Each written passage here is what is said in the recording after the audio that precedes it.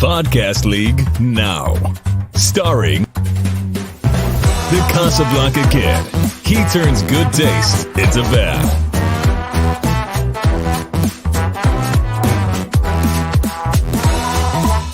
Movie hero. He has a stutter, but he's smooth like butter.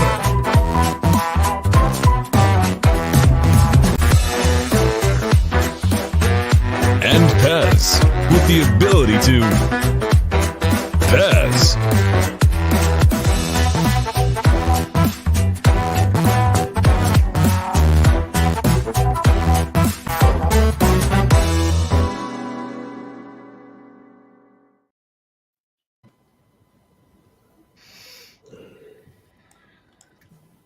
Welcome to another episode of Podcast League Now. This is episode number 25, and we're going to be talking about the movies from this year, 2023, that just missed our top 12. So I am your host, Jordan, the movie hero Anderson, and despite what I've been hearing a lot of people say, 2023 was a great year for movies, and I'll defend that. So, yeah. It was a bad year for $200 million budget movies, but not a bad year for movies in general. I'll say that. Yeah, like a lot of independent films. A lot of small, good small movies. Yeah, right. Yeah. Good small movies. There's only a handful of big budget ones that were any good. So, yeah. But so I'll introduce my panel for tonight. We have Austin Pez Howell. How's it going? No, plenty of movies to talk about here. I set a goal of seeing 100 new releases, and I broke it about 2 weeks ago, so I'm very happy about that. Gave my Regal Unlimited a workout and saw damn near everything that came out in the theater, so that was cool. Plan on doing the same thing next year, and I've had a good time, and it certainly helps with lists like this because I saw a lot of stuff that I probably normally wouldn't be interested in, but some things that I'm excited to talk about here. Yeah, I would have seen more, but I had car problems near the last month or two, and so I started out seeing tons of them, and then it kind of dwindled a little bit. But I saw what I could, so yeah. but we also have Richie Goodacre. What's up? Yeah, I don't know if you remember my 2022. I didn't see a lot of movies because I was really stuck with study and university and stuff. But this year's been free up to do a lot of stuff. So yeah, I saw a lot of movies this year. So so it's been good. And this year it's been a good year to see movies because this year's been very good. There's plenty of contenders for worse, but the fact that it was kind of hard to rank them, and then that there's plenty to talk about on this episode. It kind of goes to show that this year's been good. You just had to go beyond the tentpole shit and go see other movies. People on Twitter that I've seen complaining, go watch more movies. Yeah, well, I'll go on a rant about something that's probably. Something's probably bombing that probably shouldn't, and then I'm like, well, this is the reason you're getting sequels. Anyway. Yeah, right. Well, I remember starting out the year thinking, man, this year's great. We got some great movies. And then it was kind of hit and miss. But kind of like Austin said, if you go beyond all those tentpole movies, you'd find a lot of good ones. So yeah, But we also have the Corona Wolf. He's a little sick. But I've got coronavirus. The COVID has hit me this time, and so I got to see I'm at 149 movies right now that I've seen this year. As far as which is actually, I don't think I'm ever going to top my 2021 record because my 2021 record was 193. So. That's crazy.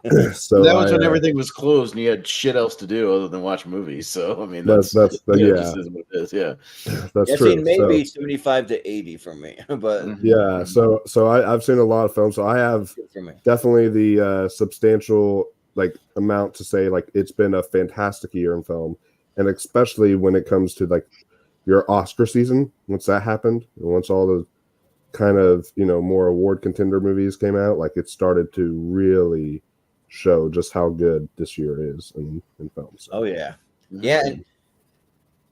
And normally on Podcast League, we like to just kind of catch up quickly just on what's been going on with each of us, and just kind of so we'll kind of see how everyone's holidays was.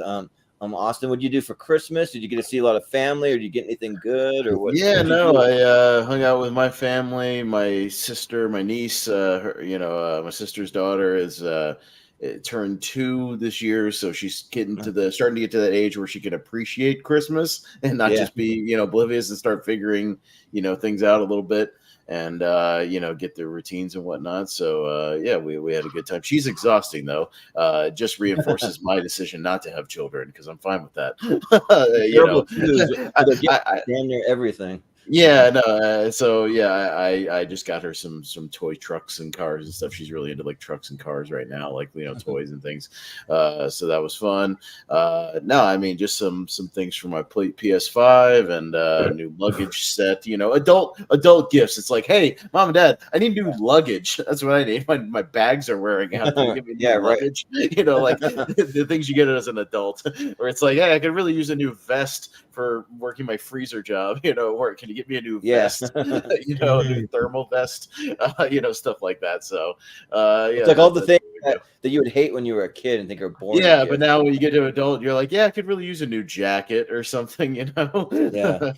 or so whatever. So no, that's just what we do now. We're all old now, so it's cool, and we all just tell each other what we want now. So it's all fine. Just send the Amazon link, and just get it. And that works nicely. But no, it was all right. Just doing our thing. Well, I know you got a new microphone that sounded pretty good, so that's cool. Yeah. No, my sister upgraded my sister. You can't see it on here, but I got a new Blue Yeti microphone. So I finally upgraded to some good stuff, some good professional stuff. So the next thing will be maybe a new webcam. Upgrade to like a 4K webcam or something like that. So yeah, next thing. Cool. Well, how about you, Richie? How's Christmas in Australia where you don't have any snow during Christmas? We all have snow. It's fucking hot. It's hot as ball. So we measure in Celsius, not Fahrenheit. But like if you convert Celsius to Fahrenheit, so it was like it was 37 degrees Celsius. So however that is Fahrenheit, Nice. Anyway, it's bullshit. Whatever. It's 97 or something. That sucked.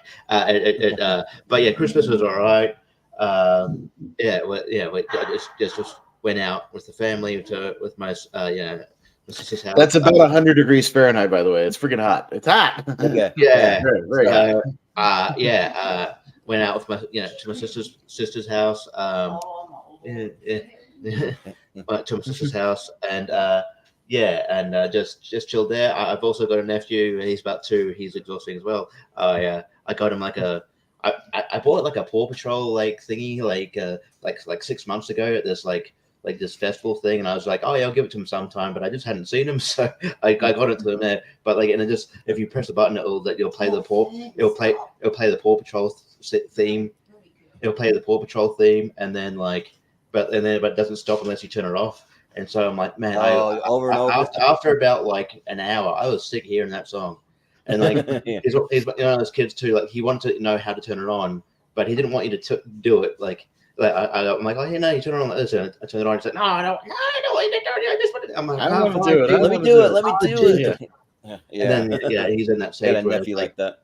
He'd be like, I need this. I need something. I think you don't need. Yeah, it was like, I remember there was one time he had a meltdown because I don't know, he didn't want to watch this TV, so I'm like, okay, cool, I'll put something on. He's like, no, and he grabbed the remote from me, like, no, watching TV. Jesus Christ. I'm glad I'm an uncle. I'm also perfectly happy being an uncle, Richie. Just being an uncle for a couple of hours. I'm just gonna give something back. And presents wise, we do Secret Santa, so I only have to give presents to one person each year. So I got my sister this year, so she got I got her AirPods, and then Mum got me, and I got a Kevin Durant jersey, which that's awesome. Dad just dropped off earlier today because I left it there on accident so he just dropped it back off. So yeah, I haven't worn it yet, but that's pretty cool. I wish they were doing better in general this year, but can't have everything. Right.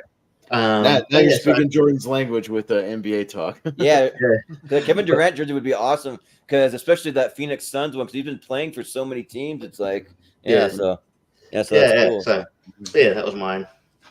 Nice, Oh, yeah. nice.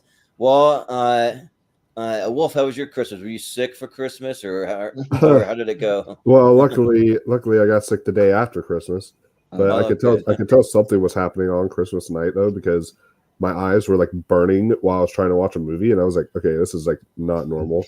And so then when I went to bed next day, I'm feeling like god awful the next day, and I was like, oh, okay, that's probably what it was. And then I got tested, and the test came out positive, so that happens. But luckily, on Christmas Day, I didn't necessarily get sick. We had a great Christmas. I got a bunch of movies. I got 2 like nice little fluffy blankets, which it's like, hey, kind of convenient timing. I got sick because now I can use those blankets and just cuddle up in those blankets while I'm sick and such. Nice. So I got those, and then I got like 2 Big Lebowski ornaments because Mom knows like that's one of my favorite movies, so she surprised me with some of those, and I got this cool like Lego Adam West Batman head, like one of those just Lego heads that you see that's like has a stand. Oh yeah. And you can like set it up on a shelf. I got one of those, and then I got a. That'd be weird to run into in the middle of the night, though, if you forgot it was there. Like you're stumbling around the house. Like, And you're like, holy shit, Adam West. What the hell are you doing here? Oh, shit. Yeah, right. Dude, I have a Darth Vader cardboard cutout. When I woke up on the 96, I like freaked the hell out because I moved it where it was like in front of my door because I've been rearranging stuff. Yeah. And so it's just like staring right into my bedroom. Did you do right what Han Solo did and like, immediately pull your blaster and start shooting at him? Yeah, right. Yeah, I got a Darth Vader like cookie jar and stuff, but when and like it sort of lights up as well. So like if I'm not prepared to look, I'm like, oh shit, oh yeah, that's right. Yeah. Oh, yeah. Nice.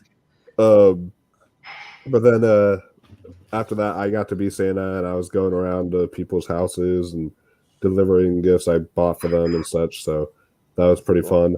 My sister got sick. Everyone's getting sick. My sister got sick, so he had to postpone the Christmas to the 30th. I haven't told him I got COVID yet, and I'm like, I don't think. Shoot. So I'm like, so we're gonna have to push the Christmas even back further. I was like, it's just gonna. Let's have it next year at this point. Yeah, I'm like, it's one of those inconvenient things. So yeah, it's strange. Well, nice. Well, hopefully you get feeling better soon. I mean, yeah. At least they kind of have a timetable for COVID. I don't know what the current strain is. There's one that was 2 weeks, and then it went down to like 5 days and something like that. So yeah. But well, I'm only the 3rd day in right now. So okay. Well, I was positive for like a week and a half. So it depends. Yeah, it kind of depends. But yeah, for my Christmas, like week. Had a very different Christmas because a lot of my siblings, they just got married, so they're going off to their spouse's house. So we were kind of separate. Like my sister got married, and so they're off at southern Utah with his side of the family, and then my brother got married and went with his wife's family, and they're in American Fork, it's called, so it's like mid Utah, and then but. I had one brother that came for Christmas. My brother Trent, the only one that's not married. We're the 2 single ones, and so we decided to go to Boise. That's about 3.5 hours away. That's where my mom lives, and so we went up to her house and kind of had a lot smaller at Christmas because one, she lives in a way smaller house, so there's only just a few of us there. We did go see my grandparents and like some extended family for like Christmas Eve dinner and that kind of thing, but. We decided to go low key because we got each other a bunch of trips. So we're doing some trips. So my whole family's going to the Bahamas in about 2 weeks. So I'll be gone for about a week doing that. And then my brother got us a trip to Bear Lake, which is like in like northern Utah. So he got a stay at a cabin there, so we'll be doing that. And then in the fall, I'm going to be taking my dad to Washington, D.C., so because that's his favorite place he's ever been, but none of the rest of our family have been. So I basically told my family, I'm going to pay for my dad's ticket because he's really helped me out a lot and let me live with them and like rescued me out of my bad marriage and all that stuff. So it's kind of like a thank you for all of that. But then I told the rest of my family, I'll pay for the lodging, so whether we get a hotel or an Airbnb or something, and then if they can just get a plane ticket, they can come and hang out with us. So yeah, so we got a lot of trips this year and like less stuff. I just got a couple simple things, some pants, some socks, a couple of shirts. That's about it. So yeah, but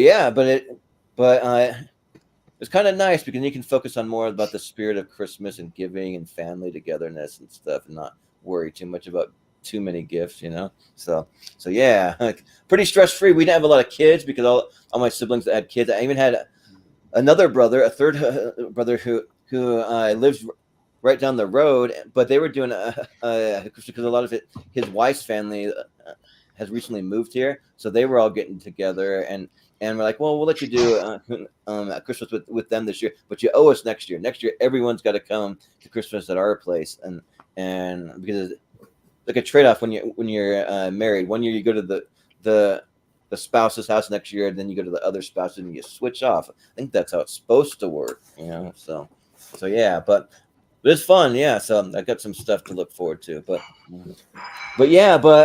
so I was just thinking, why don't we just get into this thing, and we can we're going to be talking about everything after our top 12, and just for anyone watching, we don't have any kind of rankings or anything. We're going to have like an open discussion, and we'll just bring some movies up that are just outside of that, and we'll just go till we hit almost the 2-hour mark, and then we'll kind of wrap it up. We'll see how far we can get. So yeah, and I thought maybe we could go in reverse order. So maybe we'll start with Wolf this time, since you're the last one from me. So do you have a first movie you want to bring up and talk about? So I'm going to bring up a movie that no one else is going to talk about. So that's why I'm going to bring it up. Sure. One that is pretty high up there for me. This one just made it outside my top 12. And that is Hayao Miyazaki's supposedly last film, The Boy and the Heron. I watched this in theaters and was blown away by it. The themes about loss, about trying to move on from from like your trauma and everything, and just all these other really good themes that, like, thematically, it's one of the deepest Miyazaki films I've seen, and the animation is beautiful and stunning. And to me, like, when people say film is a work of art, this is one of the films I can think of, because this is truly a work of art. So The Boy and the Heron for me is up there. Yeah, we got the Boy and the Heron. There you go. Yeah, so I don't know if any of you guys saw it. I didn't see it, so I can't really say anything. But I wanted to.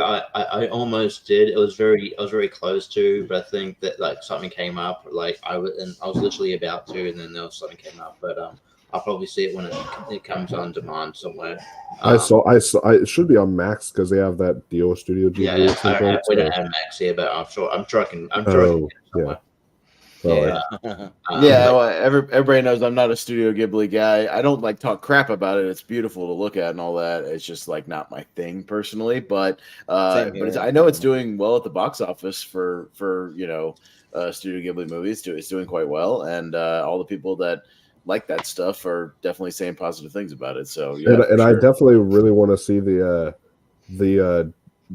dubbed version, because the dubbed version has like Florence Pugh, Willem Dafoe, Robert Pattinson, like Christian Bale, like oh dang, Dave Bautista. I saw the subbed version, but like, and Mark Hamill is in there. Like, yeah, it's got a stacked cast in the dubbed version.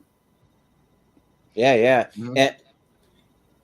And I know that like Miyazaki, like he said he was retired, but then he came out of retirement to do this one. Now he's even talking about maybe another one that he might do. So I don't know what's going to happen. I thought about it today, and I think the reason why he's thinking about doing another one is he's worried about his son taking over, because his son decided to do that super shitty like 3D Studio Ghibli movie that came out a couple of years ago. He did that, and it was awful. And apparently, I think maybe he's worried about his son taking over. Yeah, yeah. You never know. So yeah. But for people that are fans of that stuff, I have a lot of friends that are really into all that stuff. I know Chris Scott. He's big into that. Probably Jacob Barber, like some of the people on our panel. So, or that are like some of our regulars. So yeah. I might probably check that out once it comes to streaming. Probably. So, which it might be So it's on Max, maybe, or It'll probably coming? show up on Max at some point because they have a new deal with Studio Ghibli to have the whole library on there. So, and they probably purchased that from Disney because Disney used to have it, and now I think Max is going to have it for a little while. Yeah. So yeah. And then Max is going to be getting all the A24 films. Apparently, that's a new deal. Yeah. Oh wow. The whole library.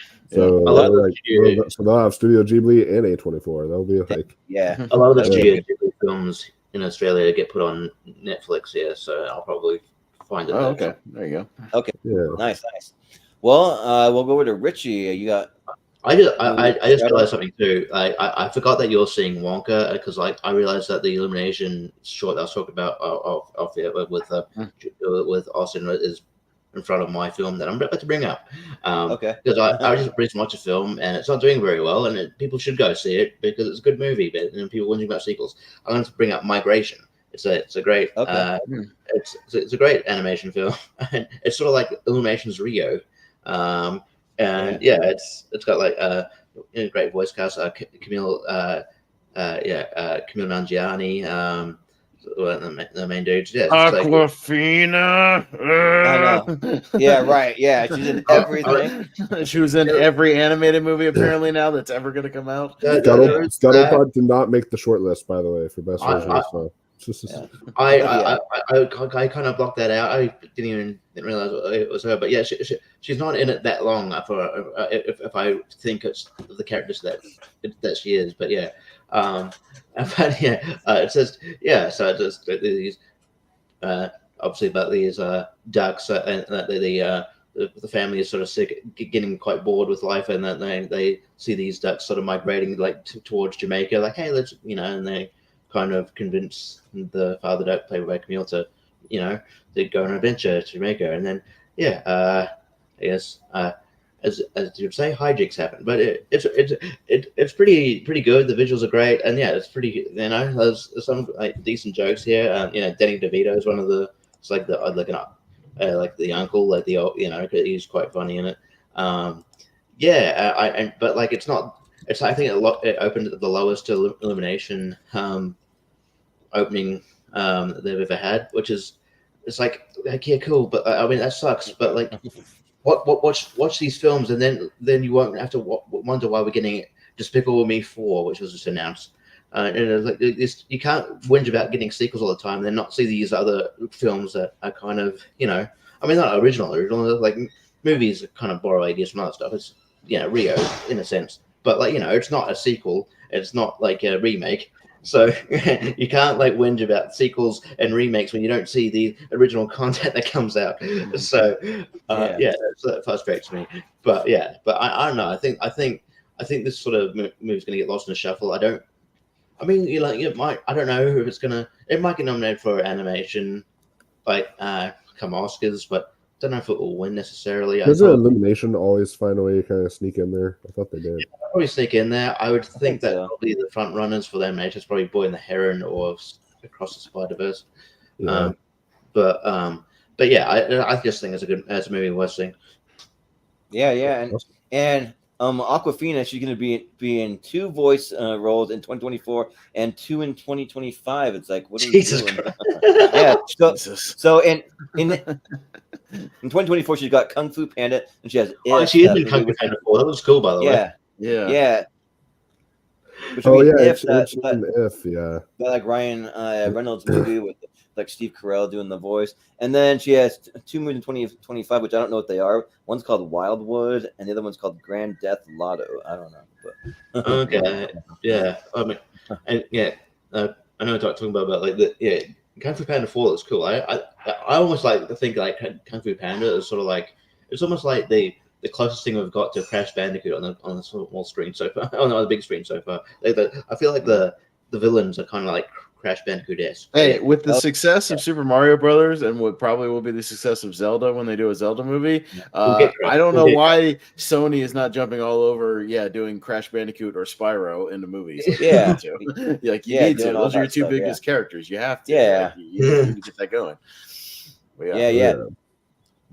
But did anyone else see Migration? I didn't. Not yet. I might watch it before the mystery movie on Monday night. Actually, I want to try to maybe squeeze in something short, so that would be perfect. That's what I mean. And Illumination and Universal know how to do short animated movies. What I've been talking about, not Disney doing their 2-hour plus.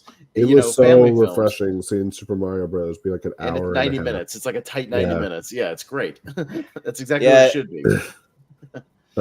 Which I forgot about the mystery movie. I'm gonna actually go see that Monday, maybe. So, it's rumored to be, I think, The Beekeepers, from what I've been hearing. I think that might be the next one. Actually, this one might be rumored to either be ISS or Night Swim. So we'll see. That'd be cool. Night Swim because it's rated R. Any of those, PG-13. So ISS is PG-13 though, so they could be do that as well. Yeah. Well, it would be neither Night Swim or because the mystery movie is rated R and the. Okay, well, I mean, they're doing another one like a week after. ISS could be the PG-13 one a week after. Yeah, right. Yeah. Well, we'll see, but yeah, I'll probably end up seeing my Gratian because I got nieces and nephews right down the road, and we always need something to take them to all the time. So yeah, but yeah. But what do you want to shout out, Austin? What do you got? Well, Wolf, you mentioned somebody who's in the dubbed version of Boy and the Heron, who was the star of a movie I'll bring up that I was actually rewatching before we went live, and a movie that I feel like some of the movies that came out early in the year, January, February type stuff, almost gets lost when we talk about these movies, but. I really like Knock at the Cabin with Dave Bautista. That movie's awesome, and easily we've talked about especially me and Richie have talked about the best wrestler actor. I think Dave Bautista is running away with that title pretty easily because he's doing some really interesting roles. He's working with a lot of interesting directors. There are directors coming after him, to cast him in their movies. He's not doing the same role every time like Dwayne Johnson feels like he's doing every single time. Every one of his roles in the last 4 or 5 years has been pretty different. His role in Knock at the Cabin, he's playing like a regular dude, like a teacher, who has this crazy task of it seems like this cult thing, but to bring out the end of the world. But I like these kind of one location movies that have big stakes, that we don't see a lot of the outside stuff, and it really hones in on the characters and the relationship with the two dads in the movie and their daughter is really, really solid. And yeah, you really get to know these people who kind of take over the cabin and are trying to explain themselves and stuff. I just thought it was really well written. I know it's based on a book, but I thought it was really well written. It kept my attention the whole time, even on the second viewing. And like I said, I think Batista is great. This might be one of his best roles he's ever done. He's fantastic in this movie. He's a sympathetic character, and he's really, really good. And I think Shyamalan, he's such an interesting dude because he's always got these ups and downs in his career. He'll have something wacky and weird like Old, but then he makes Knock at the Cabin and it's really good. And it's like, he's just he's kind of hit or miss half the time, but I still think he's a really fascinating dude and an interesting filmmaker. And I know he's got another one coming out next year, another smaller movie, and then his daughter has a movie coming out next year as well. So yeah, apparently he said he wrote like 18 movies during COVID.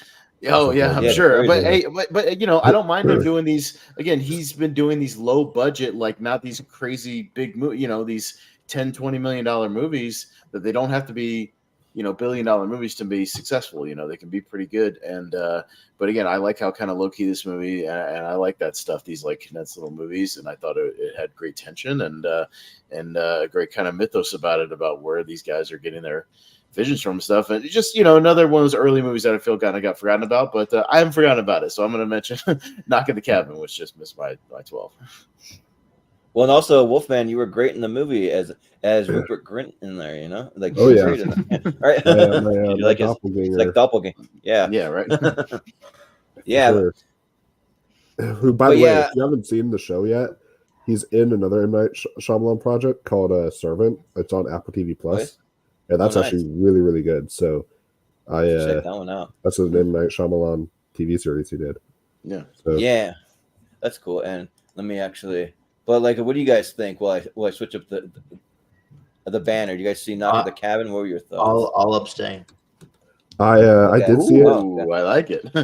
Ooh. Interesting. I did see it, and let's see where do I have it on my list right now? And I'm not saying it's necessarily a bad movie. It was all right. I still, it was okay, but it's like out of 149 movies I've seen this year, it's at like 104 or 103 right now. So it was still really good. Like it was solid.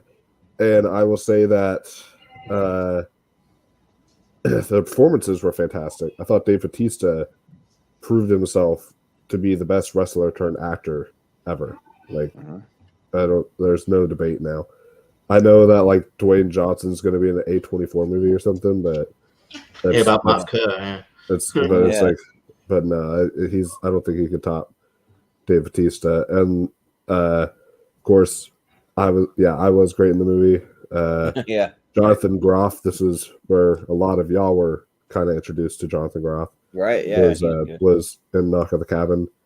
My biggest issue was like, I understand why, but like Ben Aldridge kind of fucking annoyed me. I'm like, bro, I understand that like these people are in your cabin, but like, chill the fuck out, bro. Like, you are literally the most toxic person. Like, I wanted him to be the one that died, and I was like, and then it was just so. And when it was reversed, which spoilers should be allowed by now, but when it was reversed, I was like, kind of disappointed because I was like, man, that dude was such an a-hole. But and knowing he was the main character kind of took me out of it a few times. I've never read the book, so I don't know if the character of Andrew is that way in the book or not, but in the movie it annoyed me. So that's probably my biggest issue with it. But everything else was pretty solid. Well, yeah, and also I don't want to be also a wet blanket kind of. So out of the 75 movies that I saw, I ranked 49. So, and I think maybe I might have gone in with a little too high of expectations, so like possibly just expecting something really great. And for me, that this weren't really doing enough. They're just kind of like it just didn't really fill the stakes. They're just showing what was happening on TV. On a TV screen, and it's just hard to, I don't know, because I understand they're going for the whole one location thing, so like they do the best they can with that, but it's just, I just wasn't really like feeling and really invested. Besides Dave Bautista, I thought Dave Bautista was great in it. I think he gave like one of the best performances of his career probably, but even still, I just kind of like just wasn't really feeling the stakes, and it's like it's. Like if it was up to me, I just would have tried to kill those guys and just like escape or whatever I could do. I don't know. That's what they try to do in the movie. Well, I mean they do, but that's literally what they're trying to do the whole time. What they attempt to do in the third act, they overwhelm the them and try to kill Batista. And that was fine with me. That was fine with me, but what annoyed me was like the main character literally sees airplanes dropping from the sky, and he's like, "I still don't believe you. This is bullshit." All this stuff. He doesn't see it in person until Batista kills himself. He doesn't see that. Yeah, it's all TV stuff, and he's rationally explaining everything away. Like his explanations of what he thinks is going on is actually fairly rational when he breaks it down. Yeah. Like he's actually like figuring everything out. He's talking about mental illness and the pre-prepared videos, and like that they're like a religious cult, like, and they have the connection with the Rupert Grint character. Like, you know, they ended up having like a thing. They think it's like a personal vendetta. Like everything he does, that's why I liked it. Is he's rationaling out everything that they're talking about, and like and making his case and. You know, like trying to convince the audience, like that's the whole thing. And the other guy's the one buying into it, and he has a concussion, so he's not thinking straight. Like if you're really paying attention, like they really like hash out everything they're doing, and I don't think he's annoying because he's constantly like trying to figure shit out, and he is trying to escape most of the time. And it's not about the bigger stakes of like the world, because the movie is not about that. It's making the point of like, you know, this family unit, and what would you do to just protect your family, you know, versus the greater good or whatever, you know, of what's going on. That's the moral conundrum of the movie, which is what I liked. I like movies where they present you with a moral conundrum and make you think about like what you would do in that situation. Like I like that stuff. But I just think that like they really should have just like, no matter what, like if it were me, I guess, like what I would do is like just hold my ground. I'm not going to kill my husband or like family or like whatever. I'm not gonna do that. I'm just gonna like it's almost like I mean, you don't really know if this stuff's really real, what they're even talking about, and whether or not it is or it's not. Like all you know is like what's going on in that room. So it's kind of like you got to protect your family at any cost. I know I would do that. So that's the point that the main guy makes the whole Well, movie. So well, you he agree tries with to, him. but then he has to kill him to like save because he's humanity. not convinced by anything that they're doing because he's not seeing it himself. He's just Yeah. seeing it on TV and he doesn't believe that it's real. So Yeah, but that's the point until the But very eventually end. Yeah.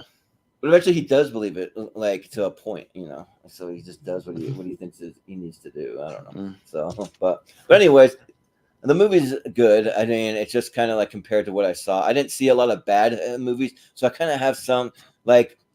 But you have to have a ranking, and when most of the movies that I've seen are basically good, you kind of gotta just like have a ranking so that it ranks a little lower compared to other ones I've seen. But yeah, so. But I'll get into one of mine. Let's see. I got my letterboxed here. So one of the ones that was just outside my top 12 was Scream 6. So I'll talk about that because that's another movie where I forgot that came out this year. I was gonna right. That seems like it came out like 10 years ago. I don't know why. It just seems like it came out Well, forever that's going to ago. be what Scream 7 is going to be like. It's going to be like 10 years. Yeah, right. Like It'll be 10 years delayed till or we get like Scream whatever. 7 because of all the news breaking out. I know. Yeah, there's a lot of crazy controversy. Like the director just dropped out, and like all the cast basically. So, but yeah, like I thought that there was a lot of fun just kind of changing up the setting and to New York City. Oh, and also to just a preface. That was one that I really kind of went back and forth as to whether or not it should make my top 12 or not.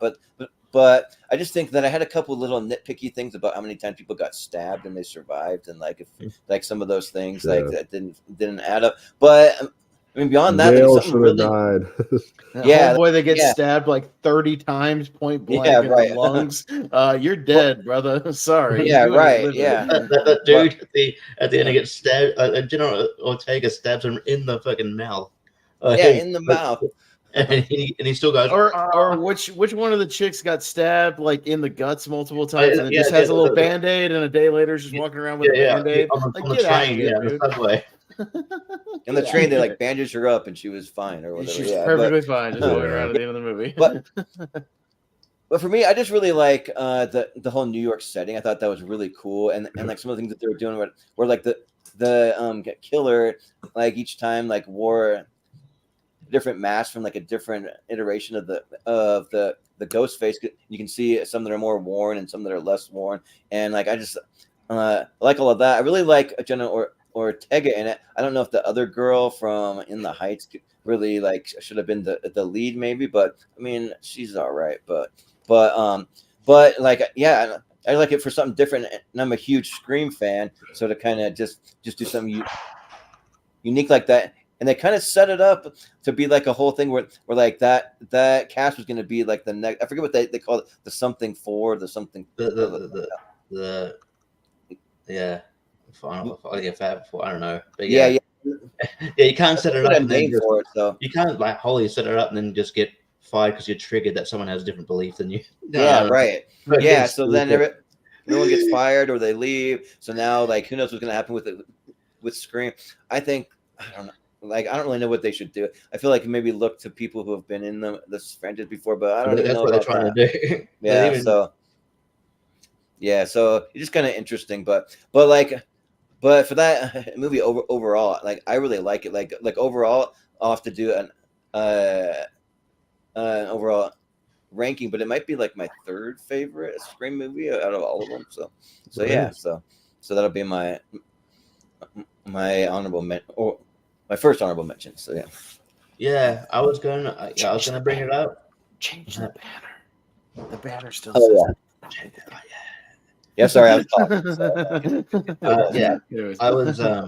I was gonna bring this up eventually. Yeah, I'm always gonna like Scream movies. Probably unless I like really tank it. So that's why I'm worried about like Scream 7 if it eventually comes out. I don't know, bro. I am so excited. Like everyone knows, I'm like Jordan. Him and I are diehard Scream fans.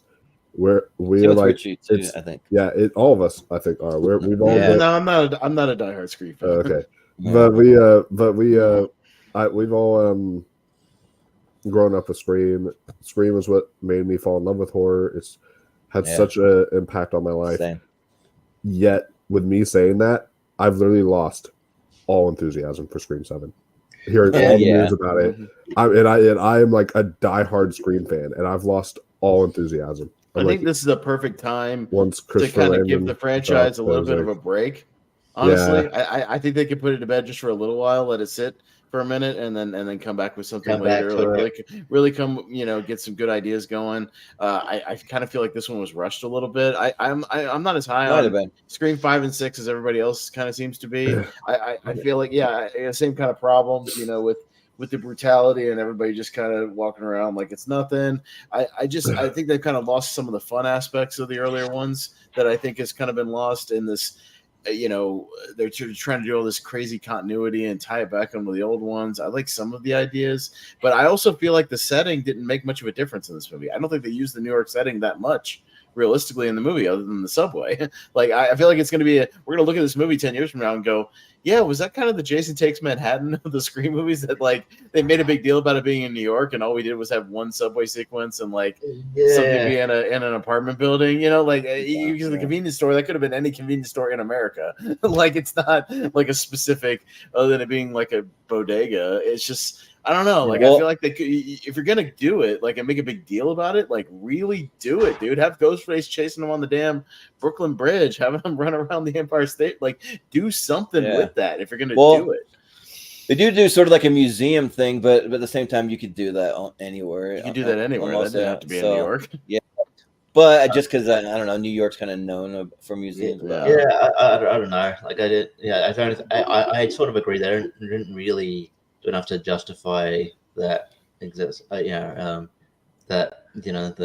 location change. I did like how they kind of explained why Neve Campbell wasn't there in the story. So that's why it'd be kind of silly to bring her back. Like she's had a story. But. I mean, I was hyped for the Kirby return. I would love to see them do more with her personally. Yeah, that'd be cool. So I think it was good to see Hayden Panettiere on screen again. She's good. But yeah, I mean, Gail should be dead. I don't know why keep her around. I'm just like, when you kill Dewey, I mean, in the next one,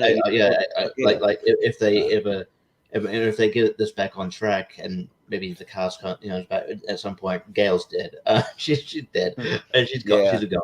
I guess, and the other thing I don't like. I mean, look, I liked it, but in terms of like screen ranking, it's probably just above 4, which was my lowest. I think about like it's like all the time the killers are like, oh, I'm the sister of the I am your cousin's brothers, nephews, uncle's former roommate. And then there was one glaring plot hole that didn't make sense. It was like who's the dude? Like the guy who played who ended up being like Dermot Mulroney. Dermot Mulroney. He was like, he goes, in order to explain like why was it the other chick, I can't remember his name, but why she wasn't dead? Oh, I switched the bodies. That's not something you can easily do. That's very fucking difficult. Exact body double within that 5 second. That's ridiculous. That is nonsensical. That was I groaned in the theater when I heard that. I was like, that makes no sense at all. Okay, you can't just fake a death within an hour. Like that doesn't make any sense. Yes, I think for me, because of some of those nitpicky things, it's not going to make my top 12, but it's still an honorable mention. I still gave it a positive review. I'm not crapping on it as a whole. I was still entertained by it overall. I'm screamed out at this point. I'm ready for the series to take a little break. I mean, and I liked the fake out of Tony Revolori sort of being a killer at the start, but not actually being the real killer. That was kind of cool. I thought that would have been refreshing to reveal the killer at the beginning of the movie and stick with that. That would have been a nice flip on the formula. Because it said like this, because they kept on advertising this time it's different. Well, that would have been different if you had stuck with that. Let's reveal him to be the killer and then follow the killer for the whole movie instead of following the victims. I thought that would have been a fun flip on the formula. Go with that, but no, we just got to go right back to who done it, and like I don't know. So I think there you could have tweaked a few things that had some good ideas. I still like my idea of doing a found footage movie for part 7 if I was in charge, and actually That'd be comment cool. on the found Yeah. footage genre and Yeah, do almost that like a would be fun. Woodsboro documentary and have people getting bumped off by Ghostface. I think that could be fun. Yeah. But that was my battleground pitch that we never got to for one of my questions. But I would like to see that. That's the And one then slow drama they haven't pitch touched of yet. mine. Matthew Lillard's dead, but if they were to bring back Matthew Lillard, Oh boy. another pitch of mine that I have is you actually make Sydney be the killer in one of the movies because she snapped from all the trauma after losing Dewey, after losing Gale, all that. You have her completely just snap, and just like and it would be an interesting look on Something like trauma. that. Yeah. But then what would be interesting is to have Stu in like prison or whatever. He gets out of prison, but he has that remorse because in the first Scream, he was kind of the person who didn't really want to be there. He was like just kind of teaming with Billy. He wasn't he didn't really want to participate in all this stuff. And so it would be interesting if he actually got to talk with her and he was the one to talk her down and say, hey, I know what this is like. You're going down a wrong path or something like that. And it would be very interesting to see like him be I've been there myself, be like that yeah. one to talk her down and to have like a camaraderie there at the end. That would be something pretty interesting. Or what they could do is please all of us fans who have been wanting this and just do a movie just to finish it all off with the cast of the first 2 seasons of the Scream TV series. Because a lot of us fans I don't care about the TV like show. the first I 2 don't either seasons. too much. The No. third season sucked, but the first 2 seasons were tons of fun. So Yeah. All right. But, Well, you can start your Kickstarter and do that movie. Someday I'll get around to they watching that. They tried to do a found footage thing with Friday the 13th, I think, and then it never got off the ground. But yeah. Right. Yeah, I just Yeah. think that would be interesting to do with one of the franchise. But anyways, we need to move on. Yeah. One of the next one, so we'll go back to Wolf again. What's another one you want to? all right, so I was like thinking to myself, to be my artsy self, I can't have even though I just had this recently in my top 12, I was like, I can't have a Marvel movie in my top 12. Like, what? Come on. So right outside my top 12, I'm going to say Guardians of the Galaxy Volume 3. This movie was... Okay, I was just praying you weren't going to say the Marvels. I was going No. through the screen. This movie was... I never even watched the Marvels. I was like that. You're Not fine. even looking forward to it. Yeah. I would literally skip that one. I was like, I'm not even interested at all. But yeah, Guardians of the Galaxy 3 was just an emotional, beautiful wrap up for all these characters. And that's one of the movies I actually just got for Christmas on 4K, which was nice. And it's a beautiful movie. And Rocket's now become like my favorite MCU character. This might be my favorite MCU movie just for the way they capped it all off. And this is in the shit tier of Marvel. I'm calling it the shit tier of Marvel, where we have this one gem within a bunch of shit.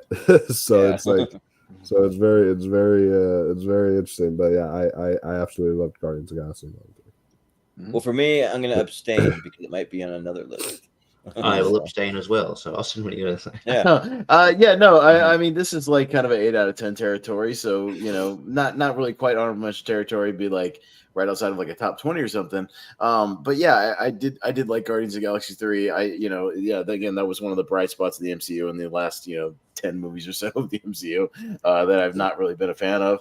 But again, it's James Gunn doing Guardians of the Galaxy, so it's kind of reliable. He's doing his weirdness and his stuff. But yeah, one thing, if you really want to get me, just, either scrolling through YouTube or in a movie, is like Animal Trauma, because I love dogs and stuff like that. So yeah, all the stuff where they're messing with him, and there was one bit in the movie, and this isn't like spoiling the whole movie or anything, but there's a bit where he's getting messed with, and he's back in the cage, and they just ask him how he's doing, and he just says hurts. And oh my God, I damn near cried in the theater. Yeah. I was just like, oh God, like I can't handle this. I don't like this. Like I don't like Animal Trauma, and all this stuff with him and his little buddies, in there, the friends that he makes, and that easily some of the best stuff in any movie this year for sure. Like all that stuff, definitely. I mean, it had some good weird stuff. I like that whole sequence with like where they're inside the brain thing or whatever, with like the weird way the doors work, and like all the stuff where they put their hands on everything and they're squishy. It's like the whole place is squishy. It's weird. Like, yeah, I like, again, James Gunn has a mind for weird sci-fi kind of stuff and alien planets and whatnot. So yeah, but I enjoyed it for sure. And no, it's not going to make like my top, but yeah, I like Guardians of the Galaxy Volume 3. It was good stuff. Yeah. Yes. Mm-hmm.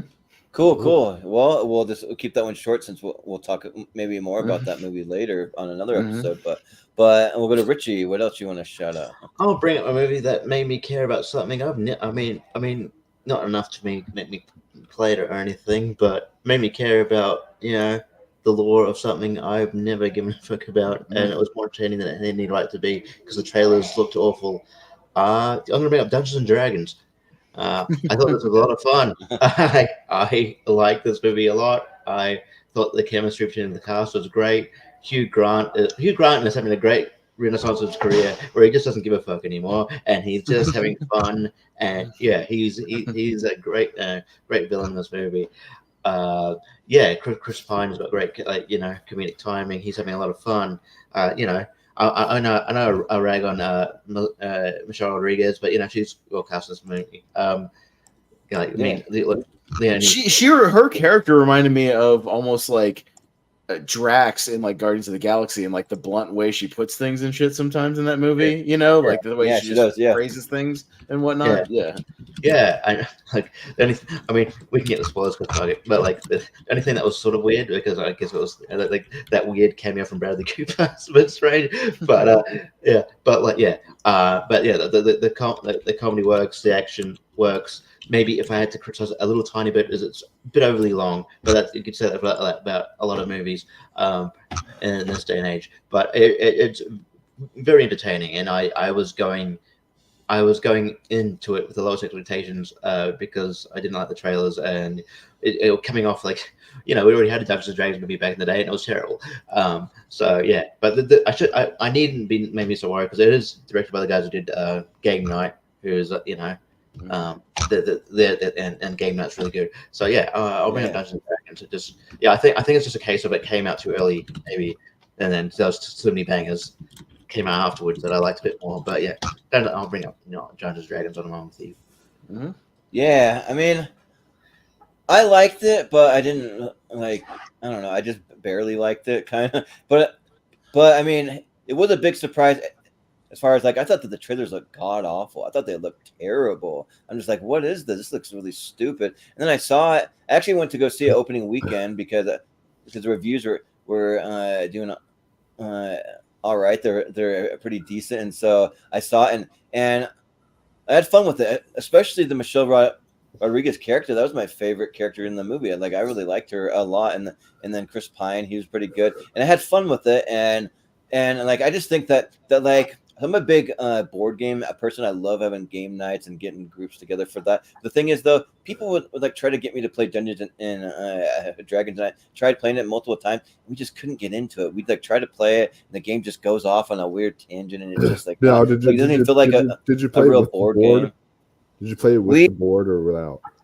I have before. I've done both versions, and I even tried the Star Wars version once to kind of switch it up, but it for me, it doesn't even feel like an actual game. It just feels like it's just like storytelling, and you each take turns storytelling, and you can do whatever you want. There's no rules. You're just the kind of chaotic sort of. But when I saw opening weekend, though, I know I mentioned this before, but I saw it with all the hardcore D&D fans, and I'm sitting there in the theater, and people just laughing. I have this whole row of people that are just laughing, or they're saying oh yeah, I did the one thing with the sword or with whatever, and they're talking and laughing, and I just want to turn and be shut up, you're ruining this for me, and they're getting into this stuff and having fun with it. And then I kind of thought to myself, I'm they're probably the hardcore D&D fans that know all this stuff, and they know the lore, and they know everything, so they're really having fun with it. So whatever, they can just have fun. I don't really understand it like they do, so it is what it is. It's fine.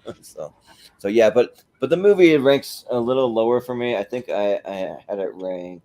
Let's see, what was it? It was in the 50s territory for me. Something oh no, I have it in At number 45, so a little higher than I thought. So overall, but still, it was okay. Yeah. But what do you guys think? Any other thoughts on Yeah, it? no, I definitely thought it was better than I had any right to be. I just caught up with it, Richie, like 2 weeks ago or something. I picked it up on Black Friday on 4K for like $8 or something like that. So I was like, all right, I'll give it a shot. And I'm not really like a fantasy guy, as you guys know. I'm not big on sword and sorcery, fantasy type stuff. But I like that the movie had like kind of a sense of humor about that. It played more like a video game movie than like a fantasy movie. Like they literally kind of almost acknowledged that it's like, oh, we got to go do this side quest before we can go do the main quest. We got to go get this helmet before we can, go do the main quest. And I enjoyed some of those side quest stuff. I think definitely my favorite sequence in the movie was when they go to like dig up the guy and do the thing where they reanimate the bodies, but then they end up having to do like 8 bodies in a row because each guy is like, no, I passed it off to another guy. All right, dead. All right, I got hit with an arrow before I was able to pass it off the other guy dead. Back down. And like they had to go like 8 or 9 people before they get to the actual guy. Comedians I know, a group called Arcie's Honor did the Australian dub for those voices. So nice. Yeah, no, and I do agree with Richie. I think I was starting to kind of feel the length, like getting into the third act. Like, man, if that movie had been like 20 minutes shorter, it would have been like an hour and 50-minute banger, like, but again, I think it's like, I don't know. Yeah, it was like 2 hours and 20 minutes. I was starting to feel it. I was just kind of ready for it to wrap up, but I liked all the performances. I liked the sense of humor it had about itself. And it didn't take itself too seriously with the lore and kind of played around with it. And it was definitely better than I thought it would be. Sure. Yeah, I thought Hugh Grant was a great villain too. Like I really liked him. So that worked for me. No, he was great, and not only did I see this with hardcore D&D fan, but like that same D&D fan has gotten me into D&D, and we've all played it. We played it for like months on end one time. Oh, nice. And I even got so invested that my dwarf character had a 12-page backstory that I wrote out one time for him. And so I was like, I was really getting invested into that game, and it was a blast seeing all the references, all the fun stuff there. And I do not know why this did not make the short list for best visual effects. The effects here are actually really awesome. So, but yeah, it was a surprise. And out of 149 movies, this is ranked at like 57 right now. So, that's not bad. It's not bad at all. So yeah, so it was really good. Cool. Well, we'll go to Austin. You got another one you want to bring up? Yeah, no, one that was again really high up early in the year for me. That was actually one of the Regal mystery movies and one of the more pleasant surprises. If you haven't seen it yet, Sisu, really good movie, really a lot of fun. And if you don't know what it is, it's a movie from Finland. It's basically about this guy, this retired kind of military guy. You don't know much about him. He doesn't actually speak for the whole movie up until the very last scene, where he has like a line or two. But yeah, it's a pretty silent performance. But this old badass guy, he's digging up some gold, just trying to secure kind of his retirement. He hits some gold, gets a nice little satchel full of gold, but he's got to make it 300 miles or so back to the nearest city and the nearest bank to cash it all in, get his money. And he runs into some Nazis that are leaving Finland and a squad. And of course they try to jack his gold. And essentially it's him, they steal his gold and he wants his gold back, damn it. And he's going to kill some Nazis in the process.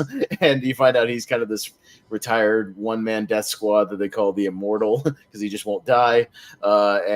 He's just this badass old man. And he's just killing hit some Nazis, as Brad Pitt would say. I mean, it's again another one of these movies that knows exactly what it is. It's not trying to be anything it's not. It's just trying to be a really fun, just wild, nutty movie that's just all about like ultra violence. Like we don't give a shit. It's a tight 90 minutes. Like they just get in, they get to the point, they get out. There's some gore and blood and guts everywhere. He takes them out in the most violent ways possible. It gets almost superhero-ish at the end. Some of the feats he accomplishes near the end of the movie. I won't get into it if you haven't seen it.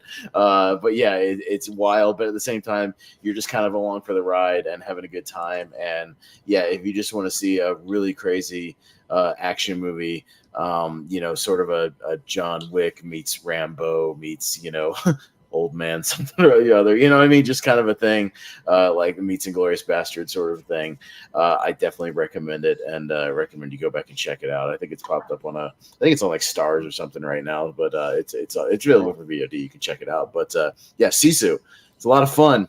You get to the point, and if you want a bloody good time, check out Sisu. I really enjoyed it.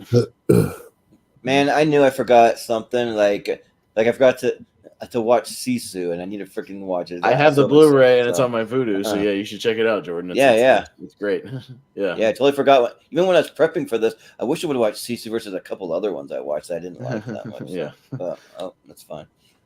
But what about you guys, Richie or?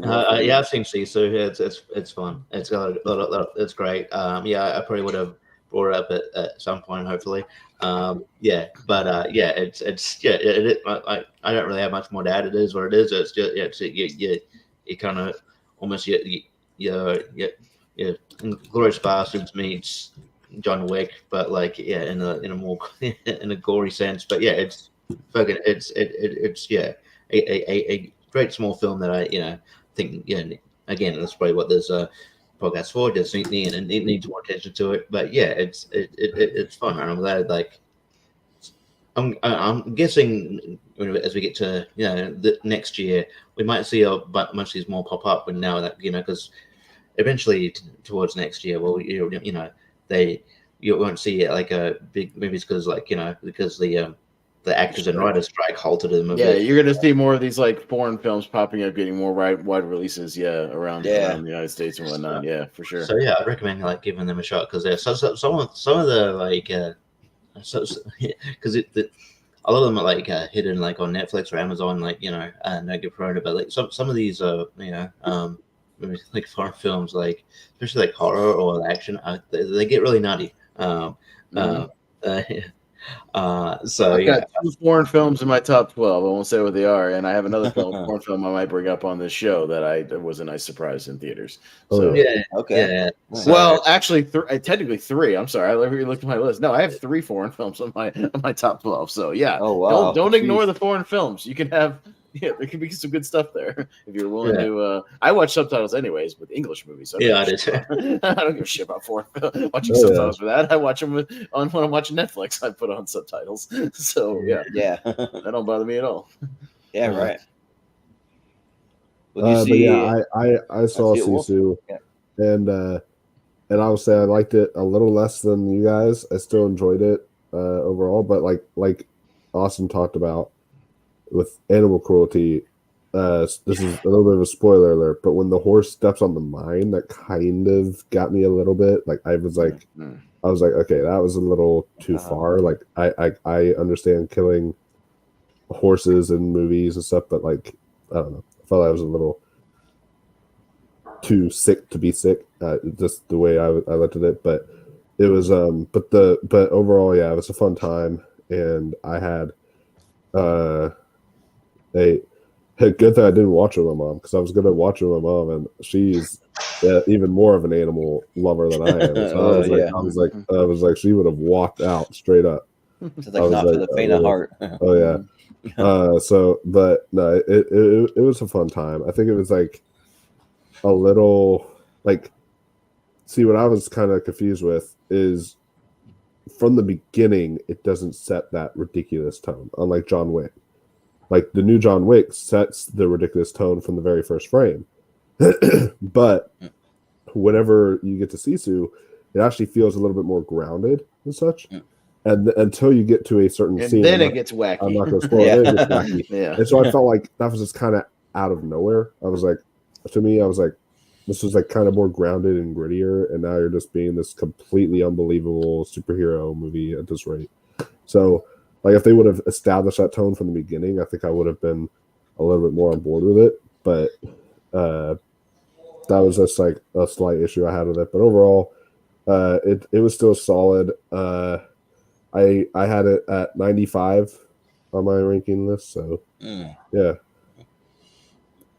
Okay, yeah. Well, I mean, I'm definitely gonna try to watch it before we do our top 12 because it might have potential to maybe get in there. I don't know. We'll see. So yeah, because I really love that John Wick kind of vibe kind of thing to it. So we'll see. Yeah, but yeah, I'm gonna move on to my next pick. But before I do, Chris Diaz wanted to know how it was Wonka. It was good, but not great. I'm not gonna make any kind of honorable mentions or anything like that. It's just Olivia Colman has fun. I liked her before.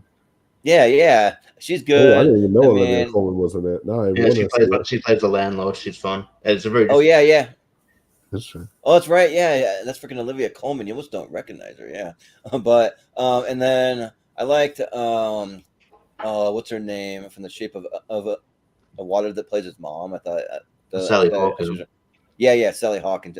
She was good in it, and of course Timothy Chalamet's a lot of fun. So yeah, and they kind of have like a good way that it ends. I won't spoil it, but it ties in pretty nice with Willy Wonka and the Chocolate Factory. So yeah, they should have gotten Jeremy Allen White to play Willy Wonka. Just right, yeah, he looks exactly like Gene Wilder. I know, yeah, he does, yeah, seriously. But for my next honorable, I mentioned, and I'm guessing some of you will probably have this in your top 12, but for me, it just missed the cut. But I have Air for my next one, so it's like abstain. Yeah, I am not going to abstain because this is number 50 for me. So yeah. Okay. Yeah. So I really love Air. Like I still wanted to shout it out and like have a chance to talk about it a little bit because I really like if you know me, I'm a huge basketball guy, and like I thought that it was really cool to kind of see some of the see inside look at Nike's overall company at a time they were kind of struggling, which for me, like I never think of Nike as ever struggling. Like I just feel like they were really great and like just like this company that like made tons and tons of money like my entire life. But I guess for technically they weren't really struggling. They were just struggling with the basketball market. Like they said, they were doing fine with cross country, running with runners. Oh yeah. They were doing fine in that market. They were making lots of money for running shoes. They just, black people don't do running. Right. Kind of what they allude to. It's like what they're saying. There's a whole other market we're not catering to. Yeah, so, right. Yeah. But like for me, like why it just kind of didn't make my top 12 is like maybe there's too many people talking in rooms a little bit. Like I did have a thing about that just gets boring to me when you just sit there talking. I'm just get a little boring. But there wasn't like so much of it. They're doing enough interesting stuff that it still makes an honorable mention for me. But I mean, you know what movie had the most amount of people talking in rooms this year? Is Killers of the Flower Moon, and you love that movie.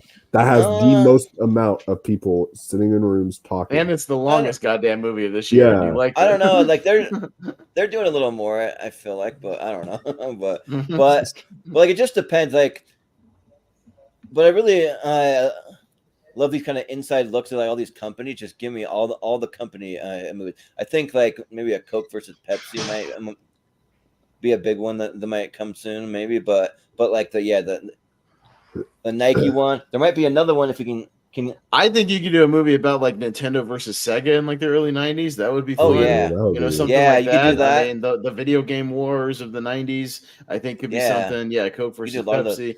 But again, there's plenty of these based on a true story business movies that are really well written, and we've had a lot of them this year, and I like pretty much all of them, just to varying degrees. But give me all these movies you can give me. Yeah, I've liked right. Like the what's the Blackberry? Like yeah, that's really good. I have a couple that are just outside of my honorable mention. I'll just spoil them. Like I have Dumb Money in there, and then the Beanie Bubble. Those are just outside. I even like Flamin' Hot, like just like a lot of those kind of just movies about all these companies and like how they came to be. I think they're a lot of fun, and they've been doing them right. And like I really like the cast overall. I mean, of course, Matt Damon and Ben Affleck always have great chemistry, but I mean, Jason Bateman's really good. I've seen Chris Tucker in there. Like he was fun, and then Viola Davis being Michael Jordan's mom. Like I thought that was a cool. And like I even didn't mind that they didn't really even show Michael Jordan's face because he's Michael freaking Jordan. Like it might be hard to get him, I don't know. But the story's more about his mom running the show, though. So it's more about Viola Davis on that end, which I was fine with. Yeah, but she was great. But those Air Jordan 1s though, Like if I could ever get my hands on a pair of those, like I would love to do it. I'm not like as huge of a sneakerhead to just drop a few hundred on shoes. I just don't do that. But like if anyone to gift me some Jordans, I will happily and gladly take those. Though. I just think it's funny. The biggest basketball fan of us doesn't have it in the top 12, and the person that's not a huge basketball fan, me, might have it in his top 12. And same with Richie, who's like a casual basketball fan, might have it in his top 12. But the biggest basketball fan was like, I know, I wasn't as interested. It makes sense why it's 50 for me because I'm the least biggest basketball fan. But but I mean, I have it number 14. That's still pretty high, but. But yeah, Chris, you're sending me a message in a messenger. Watch the show. I just talked about the Wonka movie, so maybe you want to watch that. But anyways, but you at least saw it, and you don't have it in your top 12, Wolf. What do you think of it? So yeah, I enjoyed it, but it's like I feel like all these movies are kind of the same in tone. And I'm not saying that's a bad thing, but Dumb Money is the exact same movie as Big Short, is the exact same movie as Air, is the exact same movie as all these. It's like they all have that same tone and vibe to them. And it's just like, I don't know. I'm starting to feel a little, and I still loved it. I gave it like a 4 out of 5, so I still enjoyed it. But, I feel like there's a little bit too much of a familiarity there. I wish they would have done something different and unique. It just felt kind of like we've seen it before. It just felt kind of generic a little bit. But other than that, it is a great crowd pleaser, great performances, stuff like that. So I still overall enjoyed it. And I even like Ben Affleck playing Phil Knight just for his small thing. Like if they had something for like, I don't know, like what you could have like best supporting actor, but he's not even really the next supporting actor. They had like a third supporting actor or something, like an award for that. Which by the way, don't give Ben Affleck director. That is dumb. The fact that he's getting in director in some places, like it's literally the most blandest looking film, like maybe one of the most blandest looking films of the year. Like it's not like anything original and unique in its direction. I'm like, it's fine. The script is where it's at, not the directing. Yeah, give it to the writers or something. Yeah, but at least he made a good movie after that of like Live by Night or whatever. Yeah, like he's back on track making good movies. Like if that's what it takes to make just something solid and good, I'm fine with that. With his buddies, like that's fine with me. Yeah, so. Yeah, for sure. But yeah, well, we might have enough time to go one or two more times, depending how fast we go. So we can go back to Wolf if you got another one you want to. Well, this will be kind of meta because, since I've got coronavirus, my throat burns. So this will be kind of meta film to talk about, which is a film that I have told Jordan when I got out of the theater. I said, Jordan, do not watch this movie. It is not. I told him the same thing. Yeah. And I know what you're going to talk about. Well, I don't know. There's plenty of movies that I could think of that. You just said Burn. You're going to talk about Saltburn. Don't watch Saltburn. Yes, I know. Okay. I know where you're going. Yeah. Guess what? He just watched it. I just watched it and I abstain. Okay. Oh, wow. Nice. But yeah, no, Saltburn is fantastic. I thought this one. I heard about the bathtub scene, but that's it. So, that's wild. That's not even scratching the surface. That's not even the worst, like out there scene. The worst out there scene is, oh man, I'm not going to spoil it, but the trailers look cool. I don't know, but it's Jordan, you will turn this movie off. I swear to God, you will turn this movie off. Absolutely, you will 100% turn this movie off. 45 minutes in. That you might turn it off 20 minutes in because you might think the first 30 minutes is kind of boring. Like, cause it takes a while to get going, but once they get to the house, get to the family, the fucking shit goes crazy. I'll just say that. I was loving that shit once they got to the house, because it took a little while to get going. That's why it wasn't in my top 12. It was it had that little bit of I was like, okay, it's going. As soon as they stepped foot into that house, I was invested. The production design, the performances, the cinematography was beautiful here. Rosamund Pike, this is the best she's been since Gone Girl. She was so good in this movie. And then Richard E. Grant was fantastic. It's got the kid from Gran Turismo, and he's one of the guys. Oh yeah, he was. Really? It took me a while to realize that. I'm like, hey, wait, that's a different Gran Turismo. And my biggest issue as far as the actual like cast is that, like, if I had one other flaw, is that Carey Mulligan, you literally could have just cut her out of the movie. Like, I don't know, she just seems like she's there to be there. I don't know, like her character has a little bit of an importance to her, but I feel like she could be played by anybody else, I guess is what I'm trying to say. Like, she could be played by anyone. She doesn't have to be played by Carey Mulligan. But I understand because her and Emerald Fennell are friends, but I even preferred this one to Promising Young Woman. I really like this one a lot. It completely blew me away in the twist at the end. I'm not going to spoil it, but that was wild. That was definitely wild. And all these like comparisons of, oh, it's just a talented Mr. Ripley ripoff. Like, I don't know. I don't really see that, but yeah, I may mention that it was talented Mr. Ripley, but yeah, I don't know. It's not. I wouldn't call it ripoff, but yeah, yeah. Yeah.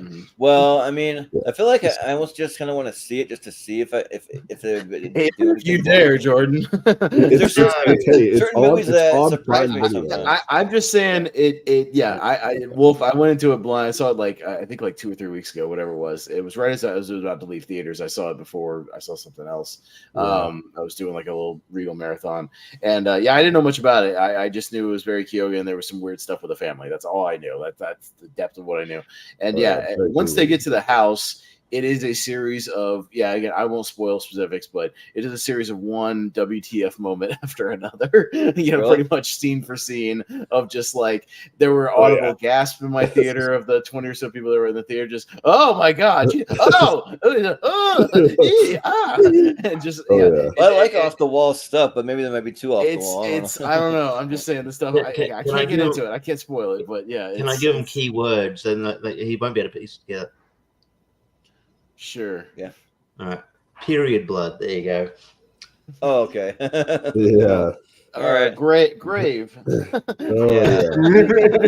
just say that. There's key things that won't spoil the context, but there's weird stuff, but the way it comes together at the end was great. We'll just say you get to see a little bit more of Barry Keoghan than you ever thought you would see in one of the wackiest final scenes you'll ever see.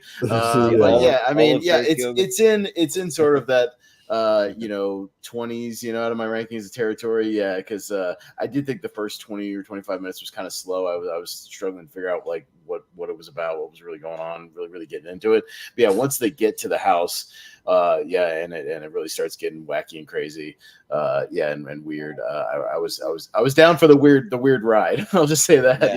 I was vibing with it because I can get down with some weird stuff, depending on the tone of it. But they lean into it, man. And again, I have a couple movies on my list that are ballsy. My number one horror movie of the year has balls, and so I can appreciate a movie which I finally watched.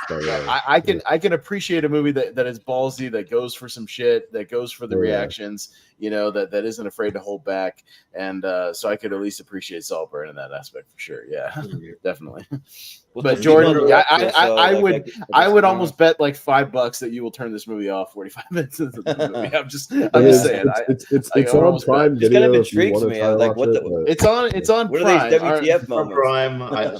I don't watch it with your family. Watch it by yourself because your family will turn it off. I will say that.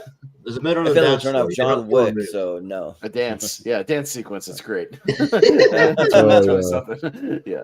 So we won't say much more about it. Yeah, we'll move on. But it's well, cool. Go to Richie. What do you got? Yeah, there's so many I want to bring up. So still somewhere early in the year that just made my list. Maybe also bring it up. But then we can kind of shout out a few quick ones. Maybe. Okay. Yeah, we can do some other quick ones at the end. We'll shout out a few. Yeah, for sure. All right. I'll bring up a big one. It might be on people's list. I don't know, but it was a juggernaut. I'm bringing up Super Mario Brothers. Yeah. Obviously this movie is one of the most. It turned out to be one of the most successful movies of all time.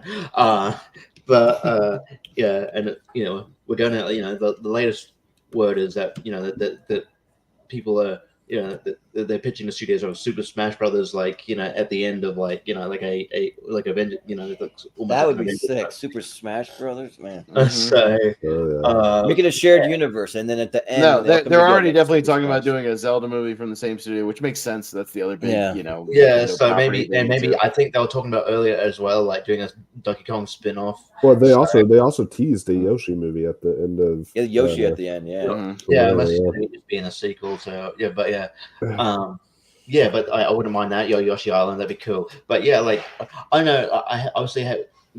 I and a lot of other people I had hesitations about this movie. I don't mind, Mario being a movie, that would be cool. But obviously, when you had Chris Pratt as the voice, you're like, oh, okay, that's interesting. And then like all these other, you're like, okay, let's see what happens here. And like, I don't know, the movie's, really like, it looks like it's a great sight for the eyes. It's got a great story, like great humor. I think Charlie Day is well cast as Luigi. I think Chris Pratt does. It's not as distracting as you think it is. I think he actually does a good job at He does, yeah. Mario. Even I don't know, I like how the sort of deep cut they went. You had like Spike from the earlier games, voiced by Sebastian Maniscalco. It was like that's a really deep cut. And then I love the music. I think Jack Black's born to play Bowser. It's a shame that Peaches is not on the short list. I think there should have been on the short. Mm-hmm. But I mean, to be fair though, if there's not much to the song, it's just Peaches. I love you. Yeah. But now we're not going to see Jack Black perform it, which is like. I would have liked that option to see. I mean, we all know that Yeah. I'm just Ken's going to win the thing. But anyway, probably. So, but yeah, I know it's a fun ride, and it beyond like maybe Oppenheimer and Barbie, this movie felt like an event. Like my theater, like unfortunately, you don't see many packed theaters, at least where I'm at, anymore. Mario was that was packed. That movie was in theaters for quite a while here, and there was that movie. Everybody saw that movie. It was packed, so it felt like a massive scale event. So that we're going to see a lot of Mario movies, a lot of Nintendo movies, and I think maybe video game movies are actually going to become quite might hopefully become good. So right. We'll get some Actually getting there. Got a few TV series that were decent, and then we're getting some movies that are. But then we get Halo as well, which was a shit. Oh my god! Don't even remind me. People who didn't. We did get The Last of Us. They literally made that show. They said, "Oh yeah, we've never played the game." Come on, are you serious? Stop hiring showrunners and writers who don't know the source material. Like, knock it the fuck off with that. Like, stop. Yeah. But I know the people who wrote this movie know Mario Brothers because there's all kinds of stuff. Yeah, I think it was one of those movies that was definitely. I think it pays when you're respectful to the fans and you're respectful to the property of what you're doing, and you do it right, and you don't change it up just to get some message out there. So I was like, no, we're just gonna do a Mario Brothers movie. We're gonna set it in this world, and we're just gonna go full on with it, and we're gonna make it really breezy and entertaining and fun. And like we talked about, Richie, it's 90 minutes, so that's why you get a lot of that repeat business, because it's not The Little Mermaid at 2 hours and 20 minutes. Like, these kids movies need to be 90 minutes so you can get that repeat business, because you can take the kid to the theater, you watch the movie, you get out. Like, and kids want to see, especially if they really like something, they're gonna go want to see it over and over and over again. Like, that's why Mario made $1.5 billion. That's why it made a whole bunch of money. It definitely it's not like in my top 12 or anything like that, but I certainly enjoyed it. I had fun with it. I've rewatched it once, just put it on the background, and it's great to look at. It's beautiful looking. It didn't break the bank. I think it only cost like $100 million, like some of those other ones, or something like that. So they didn't kill themselves trying to make the movie. But it made its money back. It made like 1.2 billion. 1.5, like $4 or $5 billion. Yeah, a whole bunch of money. It respects the source material.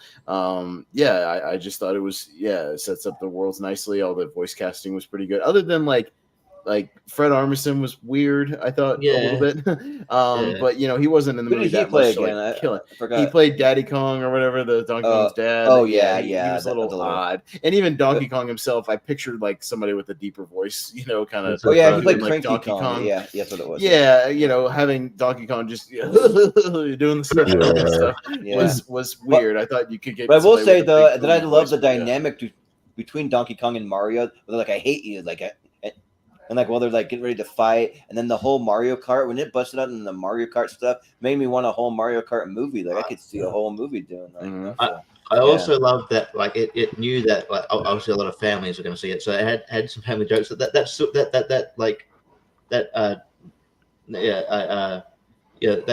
star going through an existential crisis. Oh Yeah, god, one of the best awesome. Vessel's That side is so characters, funny. the depressing star character in the cage, just saying all the most depressing things in the world. That was a great. Talking about like death and stuff. Like that was the 3 or 4 like really deep laughs I had throughout the movie. Was anytime they cut to him and he just said something really depressing, like more food for the meat grinder or something like that. Yeah, like, it's that shit was so funny. Yeah, like that was great, so good. So. Which is like a little.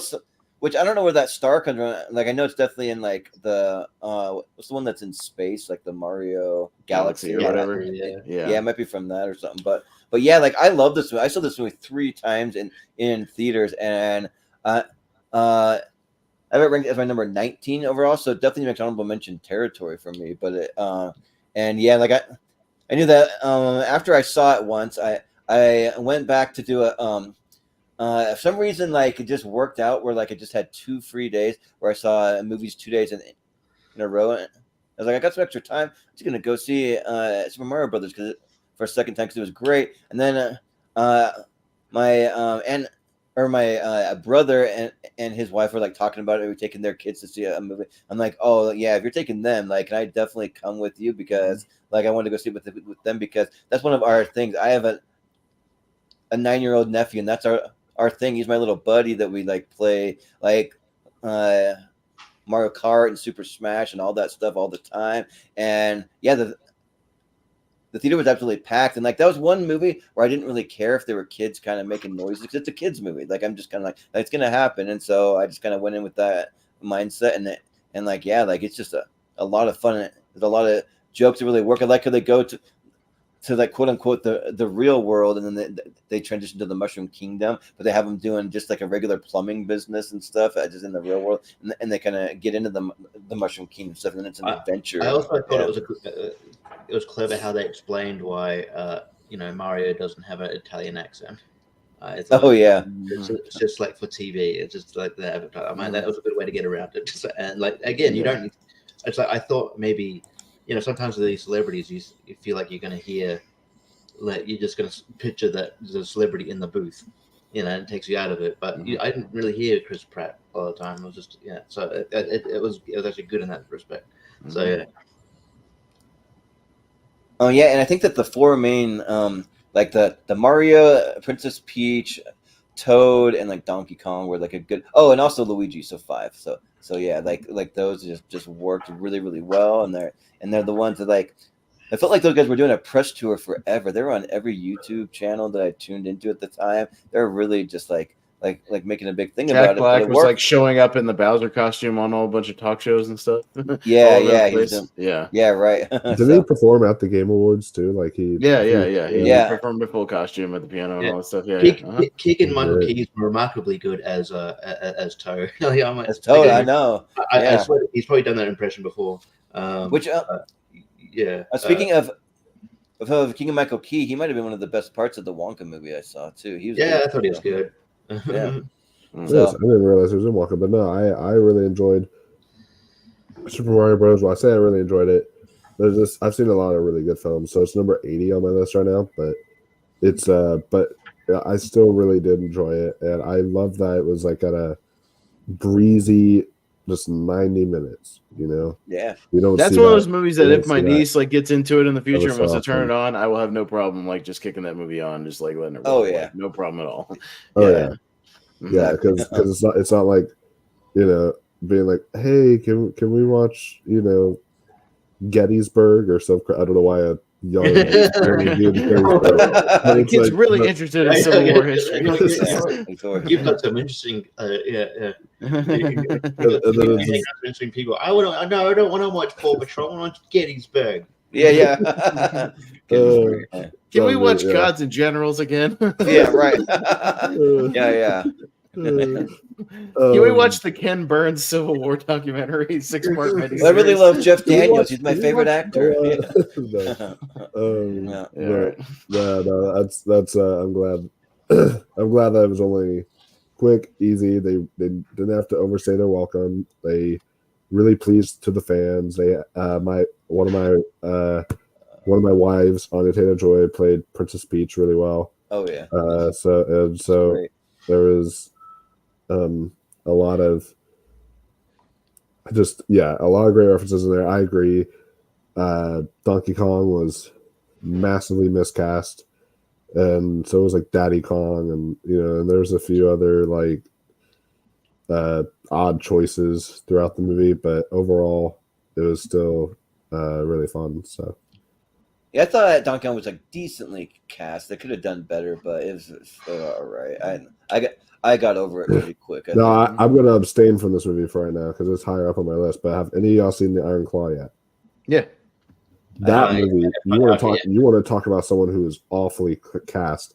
That Ric Flair. I told Richie about that. The Ric Flair is terrible in that movie. That was horrible. I love the movie, but that movie was. But that took me out of it like really bad because the guy who plays Ric Flair is awful. Yeah. Oh, really? Oh, dang. Yeah. Shoot. But well, anyways. Well, cool. We'll go to Austin. Yeah, no, another movie that I probably wouldn't have seen unless I was just, on my mission this year to just see a lot of movies and see some stuff kind of outside my wheelhouse. But a movie that's actually surprisingly got some, I'm sure Wolf knows, some award recognition, recently, and is kind of making a push to get a few things. There's a French movie called Anatomy of a Fall that's really good that I really liked. Not quite in my top 12, but that honorable mention territory. Went to see it, and again, I didn't know much about it. I just knew it was about some kind of murder or something. That's all I knew, and went into it pretty blind. I mean, it's definitely, this movie's not for everybody. I will say that. Like, some people will not be as into it as others. I'm really fast. Jordan won't.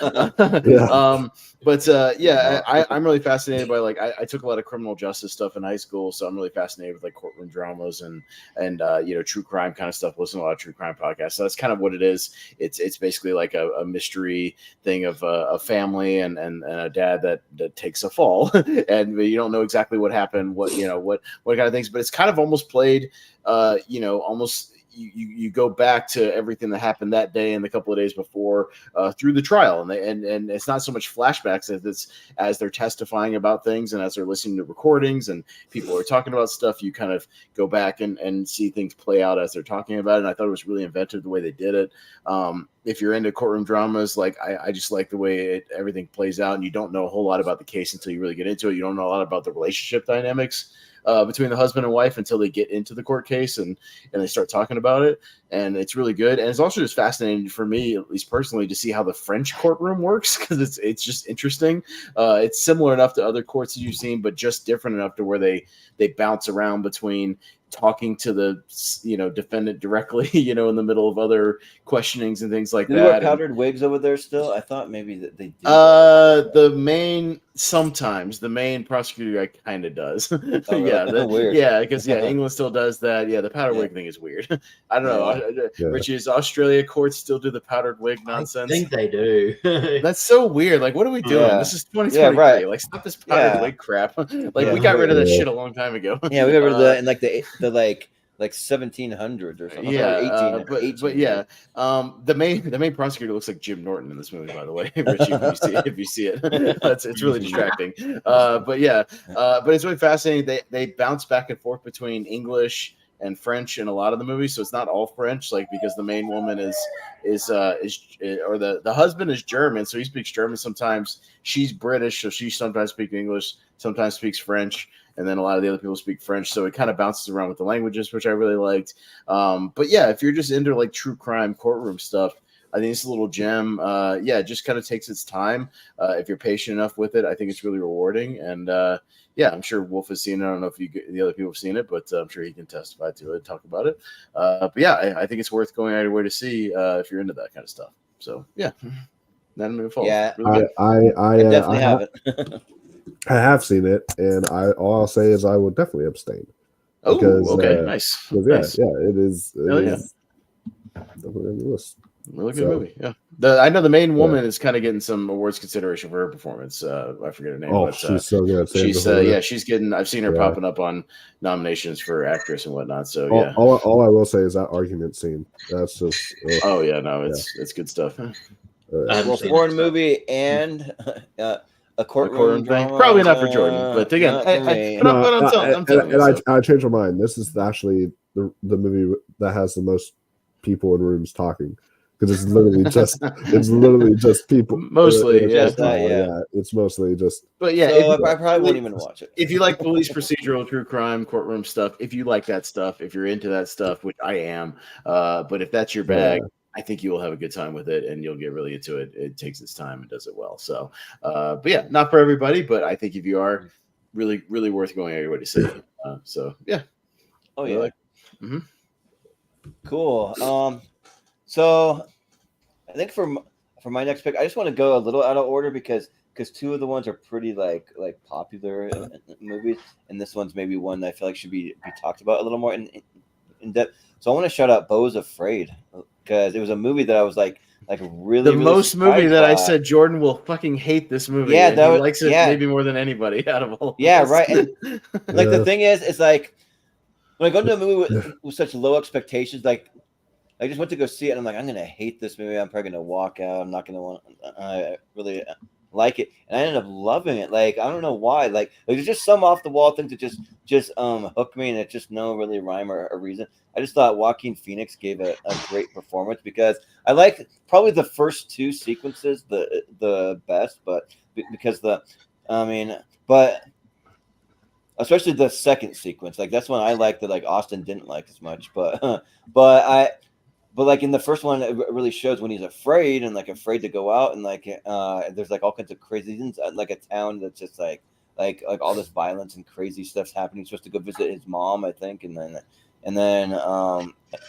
he ends up missing his flight 'cause there's some violence on his apartment and just like going on all around him, and like just the way that he played it, it's almost like I would be afraid to go out there. Like it just feels like that. And then like the second half when he gets lost, and then he meets like the family, which I can't remember, the actor that was with the family that was out there. There's a more than one known.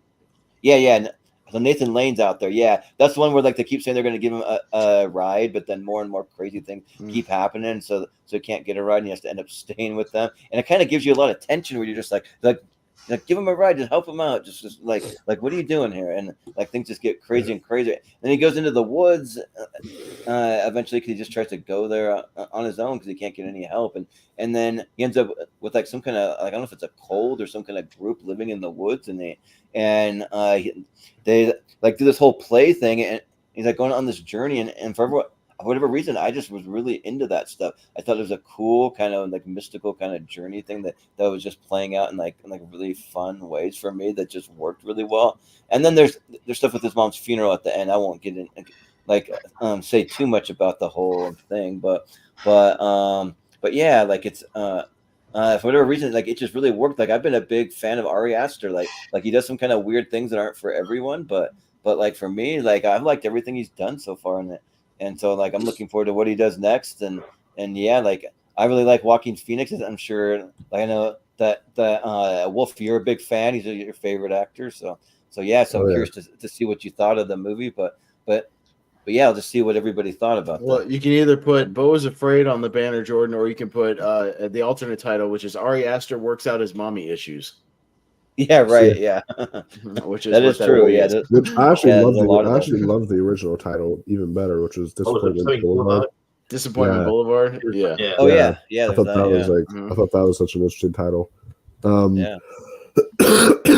But yeah, I watched it. Sorry, and it yeah, Joaquin Phoenix is my favorite actor. He's always just kills it and everything. I watched both of his movies this year, this and Napoleon. One definitely made my honorable mentions. One did not. Yeah, right. But Beau is Afraid, though.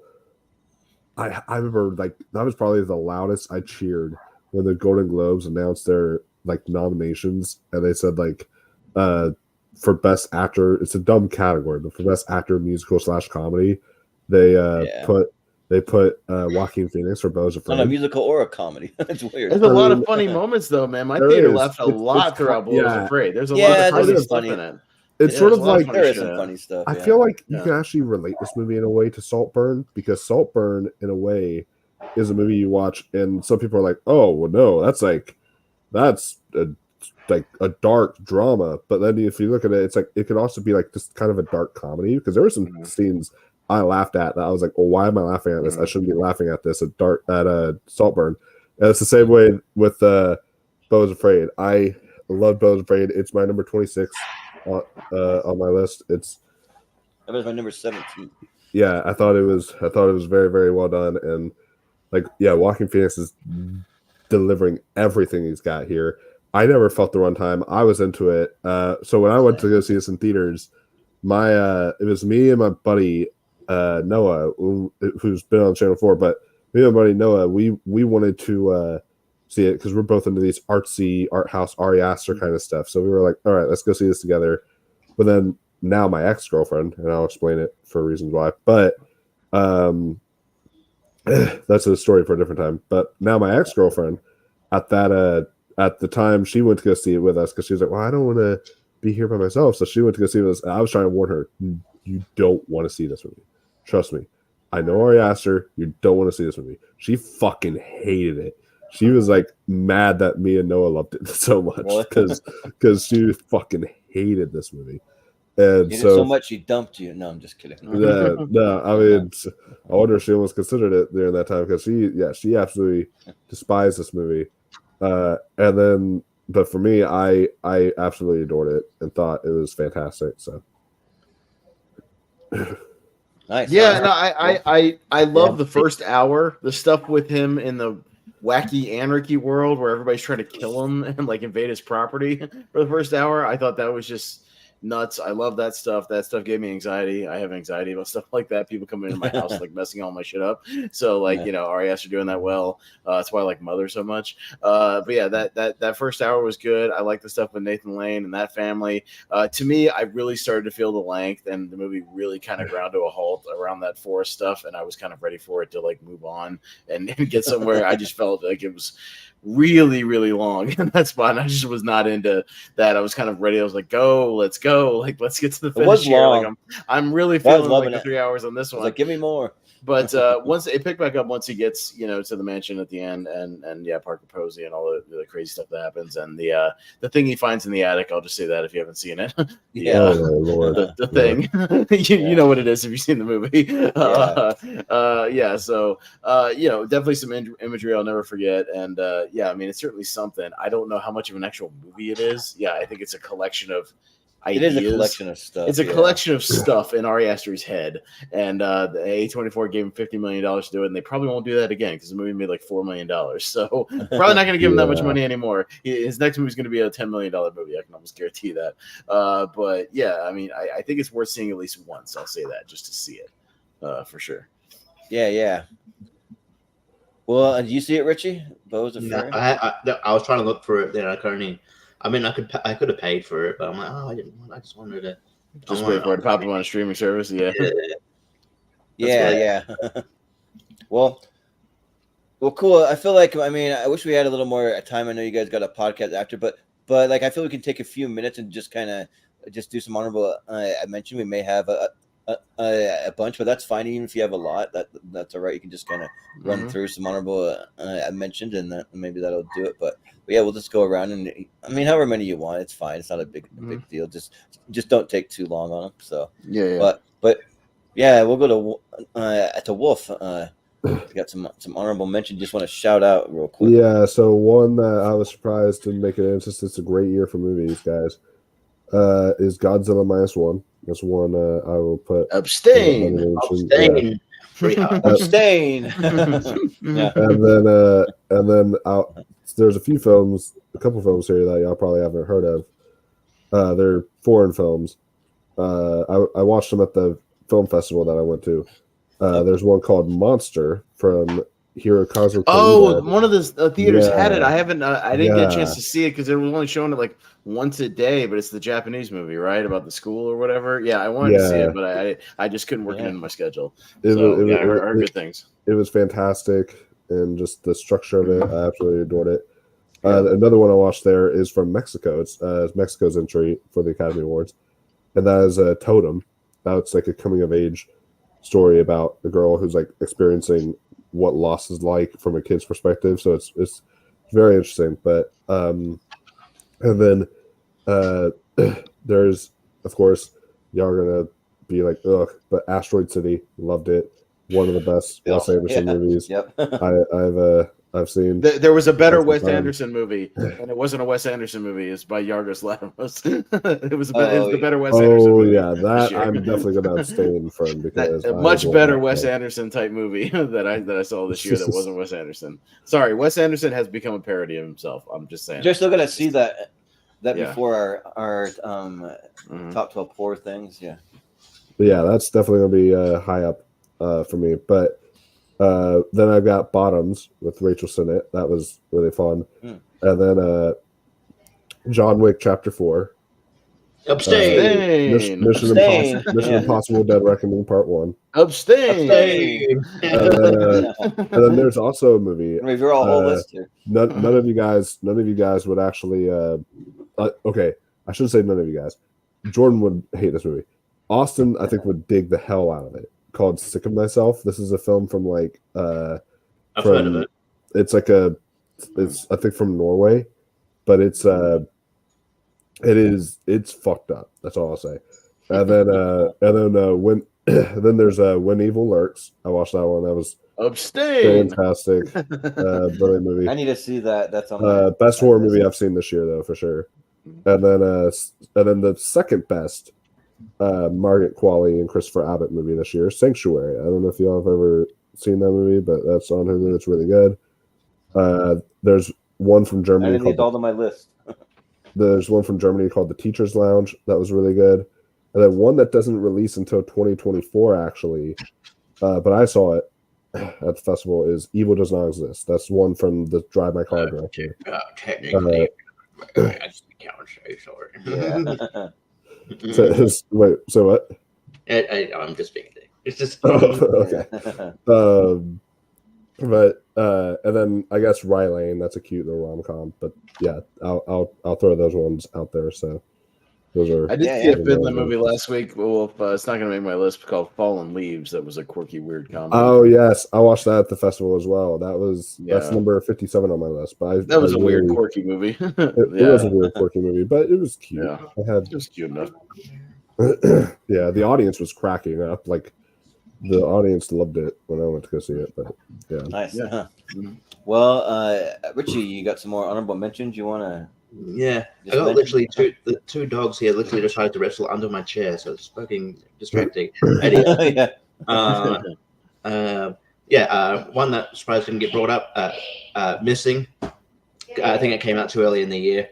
It's on my honorable mention list. I just haven't mentioned it yet. But yeah, another one that came, just outside my honorable mentions. Another one that came out around the same time. Like probably one of the first movies that came out this year.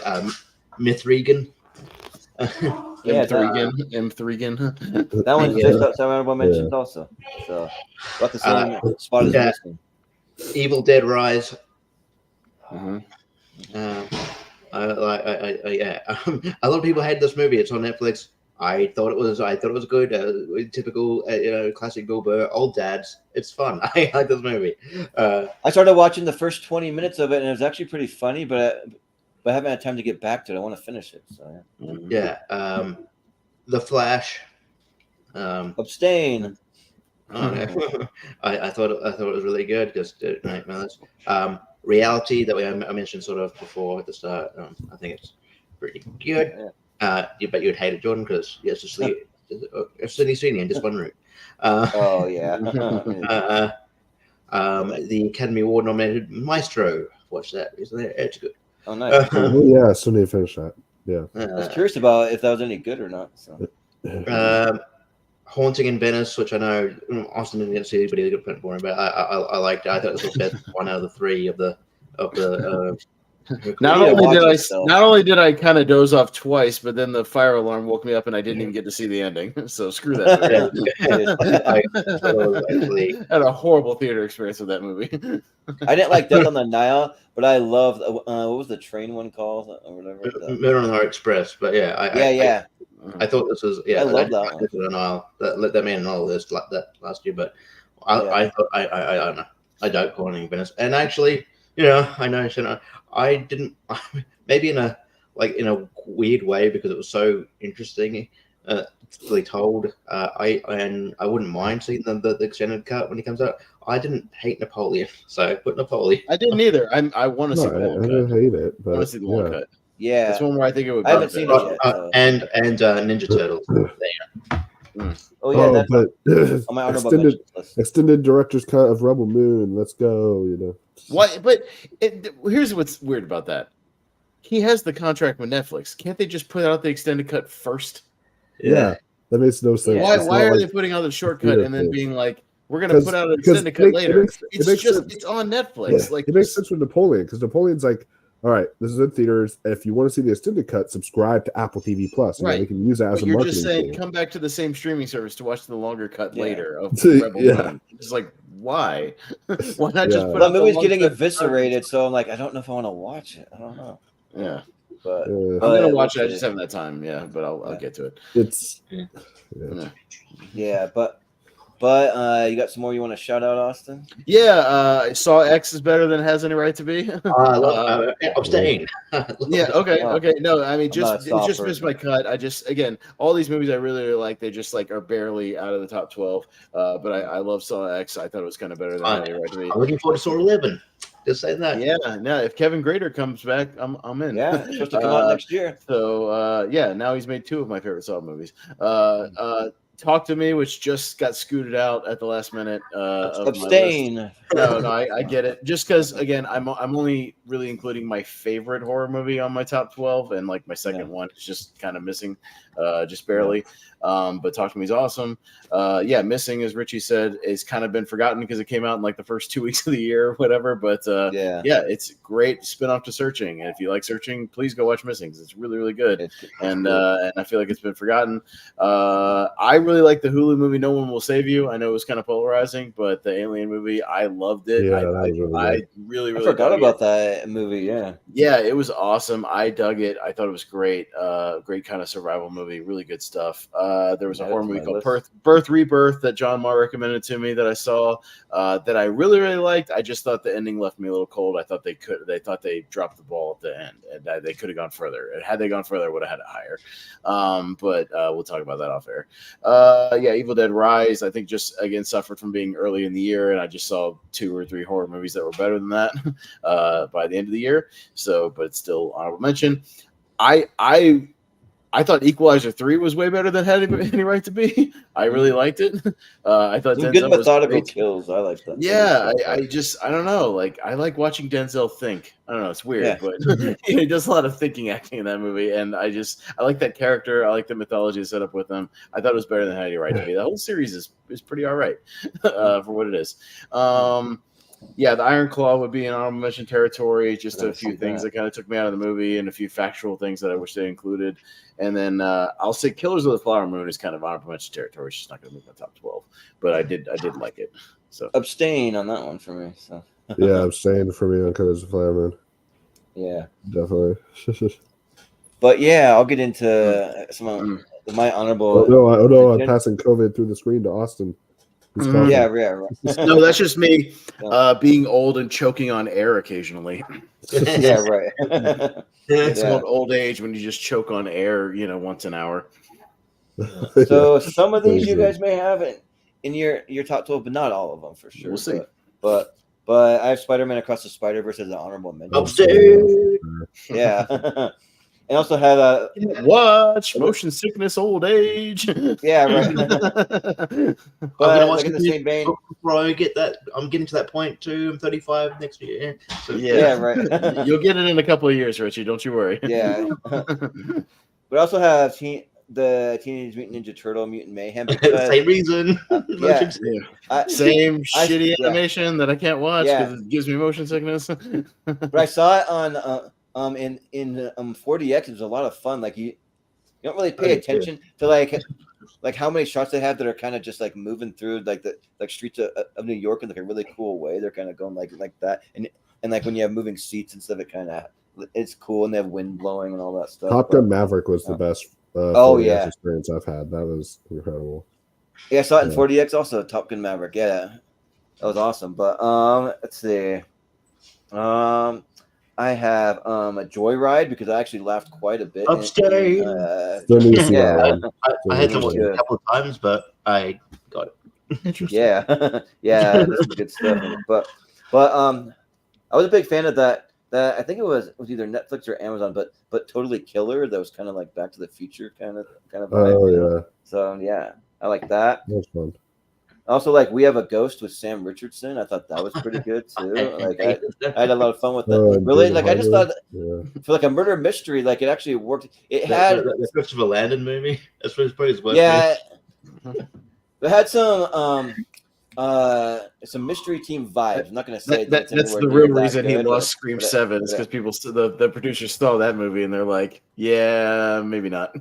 Yeah, but we also have I've Dumb Money on my honorable mention. I saw that a week early at like a pre-screening thing, so that's kind of cool. And like a really cool theater down in Utah that like looks like something out of Las Vegas, and you can order like all kinds of food from different restaurants. It's pretty cool. But and then, I mean, if I were to throw just a couple more, I guess Wonka kind of does make like the bottom of my honorable mention. I liked it enough, so for right now. But I needed some more time to think about it though, so I just kind of have it there just for now. But I just saw it like a few hours ago. But and then I also have the Beanie Bubble in there for an honorable mention, and then actually I really like It's a Wonderful Knife. Like that movie kind of makes my honorable mention. Like it was a lot of fun with it. I like that movie too. I knew Jordan liked that movie. That is in my top 10 worst of the year so far. I was not. Really? Oh, really? There's nothing wrong with that. That movie's perfectly fine. Yeah, especially it disrespects the original. Okay. What? It's like, it's just it disrespects the It's a Wonderful Life. You know, it's a fucking horror movie. What are you talking about? It's a horror movie. It's a parody fucking horror movie. What are you talking about? Like barely has much to do with it. It doesn't have anything to do with This Wonderful Life. Yeah. Literally, Justin Long is trying to give, like, if you listen to his accent, he's trying to sound like Jimmy Stewart. Oh yeah, like he's literally like he has doing a goofy accent, and he's like horrible Jimmy Stewart accent, big fucking fake teeth, big whatever thing. He's just being silly. Like I thought that movie was perfectly fine. Yeah, I thought the relationship they developed in that movie was actually really sweet. I really liked it. Yeah. And by the end of it too, I was kind of cheering and like at that. I'm like, yes, like I actually loved how that ended and everything. I was like, cool, yeah. But anyways, yeah. But those are my honorable mentions. So yeah. But this is kind of fun to just kind of talk about some of the movies maybe some people didn't see, or even ones that they did see, but we didn't quite have them in our top 12. So we'll do our top 12 probably right before we do our actual best of 2023, because that'll be a 3-part series near the end of January. So. And Austin and I will get on a stream at some point to our worst of, because I think we'll do. Richie, we might do that just to give you a little more time, give you another, maybe 2 weeks or so. We might do it that week that Jordan's out of town for the Bahamas. We'll hop on that war series. Let's just get another show, on the channel. I need to watch Big Fat Greek Wedding 3. Yes, I need, and there's a couple of others in there that I want to get around to. Hypnotic is one I need to get around. Hypnotic is amazingly bad. It's fantastically bad. Yeah. I think Hypnotic. We'll talk about it. It's my favorite bad movie of the year. I'll say that. Which is funny. All these bad movies are not ones I need to get around to. No, you don't need to, Jordan. I'm just saying, like, we love bad movies as far as like I'm fascinated by bad movies, especially big bad movies. Like it's they're fun and screw what Steve Weintraub on Collider said. I like making worst movie lists because fuck them. Who cares? Yeah. I mean, I get like Chris Stuckman's like argument for it, like, especially because he's in the industry. But yeah, like I watched. I probably per your recommendation, watch Jeremy John's worst list, and he's less like, Same, I watched that I too. get that, but like It's Erwin fun to Trump make from, bad lists. but like Erwin Trump from Yeah. Breaking Bad says, I like it.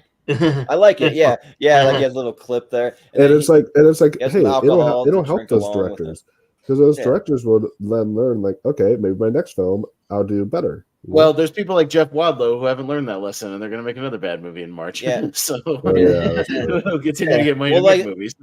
the thing is, when you do the worst stuff, you're not trying to just crap all over everything. It's like maybe someone had a bad day or like a bad year or something. I'm They'll get not back on blaming track, the maybe. key You group never know. on the movie. I'm talking about like Yeah. the writers and the fucking director, the people at the top who like made bad creative decisions. I'm not talking about like Yeah. the electrician that worked on the movie and the caterer. I'm not talking about And that. sometimes it's the studios. We're not punching down. Yeah, the we're studio, The studio greenlighting interferes bad too much ideas, with or I mean, greenlighting. unless the studio seeing the final cut of this movie and going, "Yeah, that'll do," Yeah, and putting it on the Yeah. theaters. Yeah, That's on right. them. Yeah, that's on them. Yeah, right. So yeah, me and Richie. Maybe I'll see if JPO wants to join us for that one. I'm sure he's got a worst list, Richie, and we'll go around and do like a top 12. Yeah, we'll do a worst list just for fun. To throw that out there. I watched some because I watched your like worst of the year so far with the you did with him, and like he had some streaming ones that like, I hadn't heard of, and I watched some for that. And I'm like, oh my god, I'm glad this isn't coming. Right. I still there's one or two streaming ones. I need to watch Pet Cemetery Bloodlines to see if that makes my list. I've heard nothing but bad things about that. Yeah. So I might will. watch that. I'll just say I don't know if you've seen it yet. Watch Robots. Oh yeah, no, I wanted to watch it just because Shailene Woodley looks hot as shit in that movie. Which but, Shailene Woodley- the one with but no, Ron Williams? JPO had that on his best of the so far list. So yeah, I haven't watched it yet. I've heard it's bonkers. Yeah, so yeah, I might get it. But anyways, that's a whole nother show. Yeah, we might do that the week of the that Jordan's Nights on the week of like the 15th, 16th, 18th, whatever, something in there. We might do that Wednesday night or something while you're gone. We'll jump. But I will say, I went and saw the movie Ferrari with Chris Scott for a Michael Mann film. I was pretty disappointed in that. I didn't think it was anything that special. I was like, whatever. I plan on seeing that as soon as my COVID is done. But yeah, like it's more of a biopic. Don't go in like just expecting car races and things about cars. It's just Gran Turismo. yeah, but it has some racing scenes. Abstain! But yeah. Whoa. Settle down there. Yeah. But yeah, I think that's gonna do it. For us for the podcast. But thanks, guys. This was fun and just like Austin, we were talking outside the stream, kind of like people leave their Christmas trees up till New Year's or like past. We'll end with the Christmas outro just to use it a time or two more. But for Richie Goodacre, for the Wolfman, for Austin Pez Howell, I've been Jordan, the movie hero Anderson, and we'll see you next time.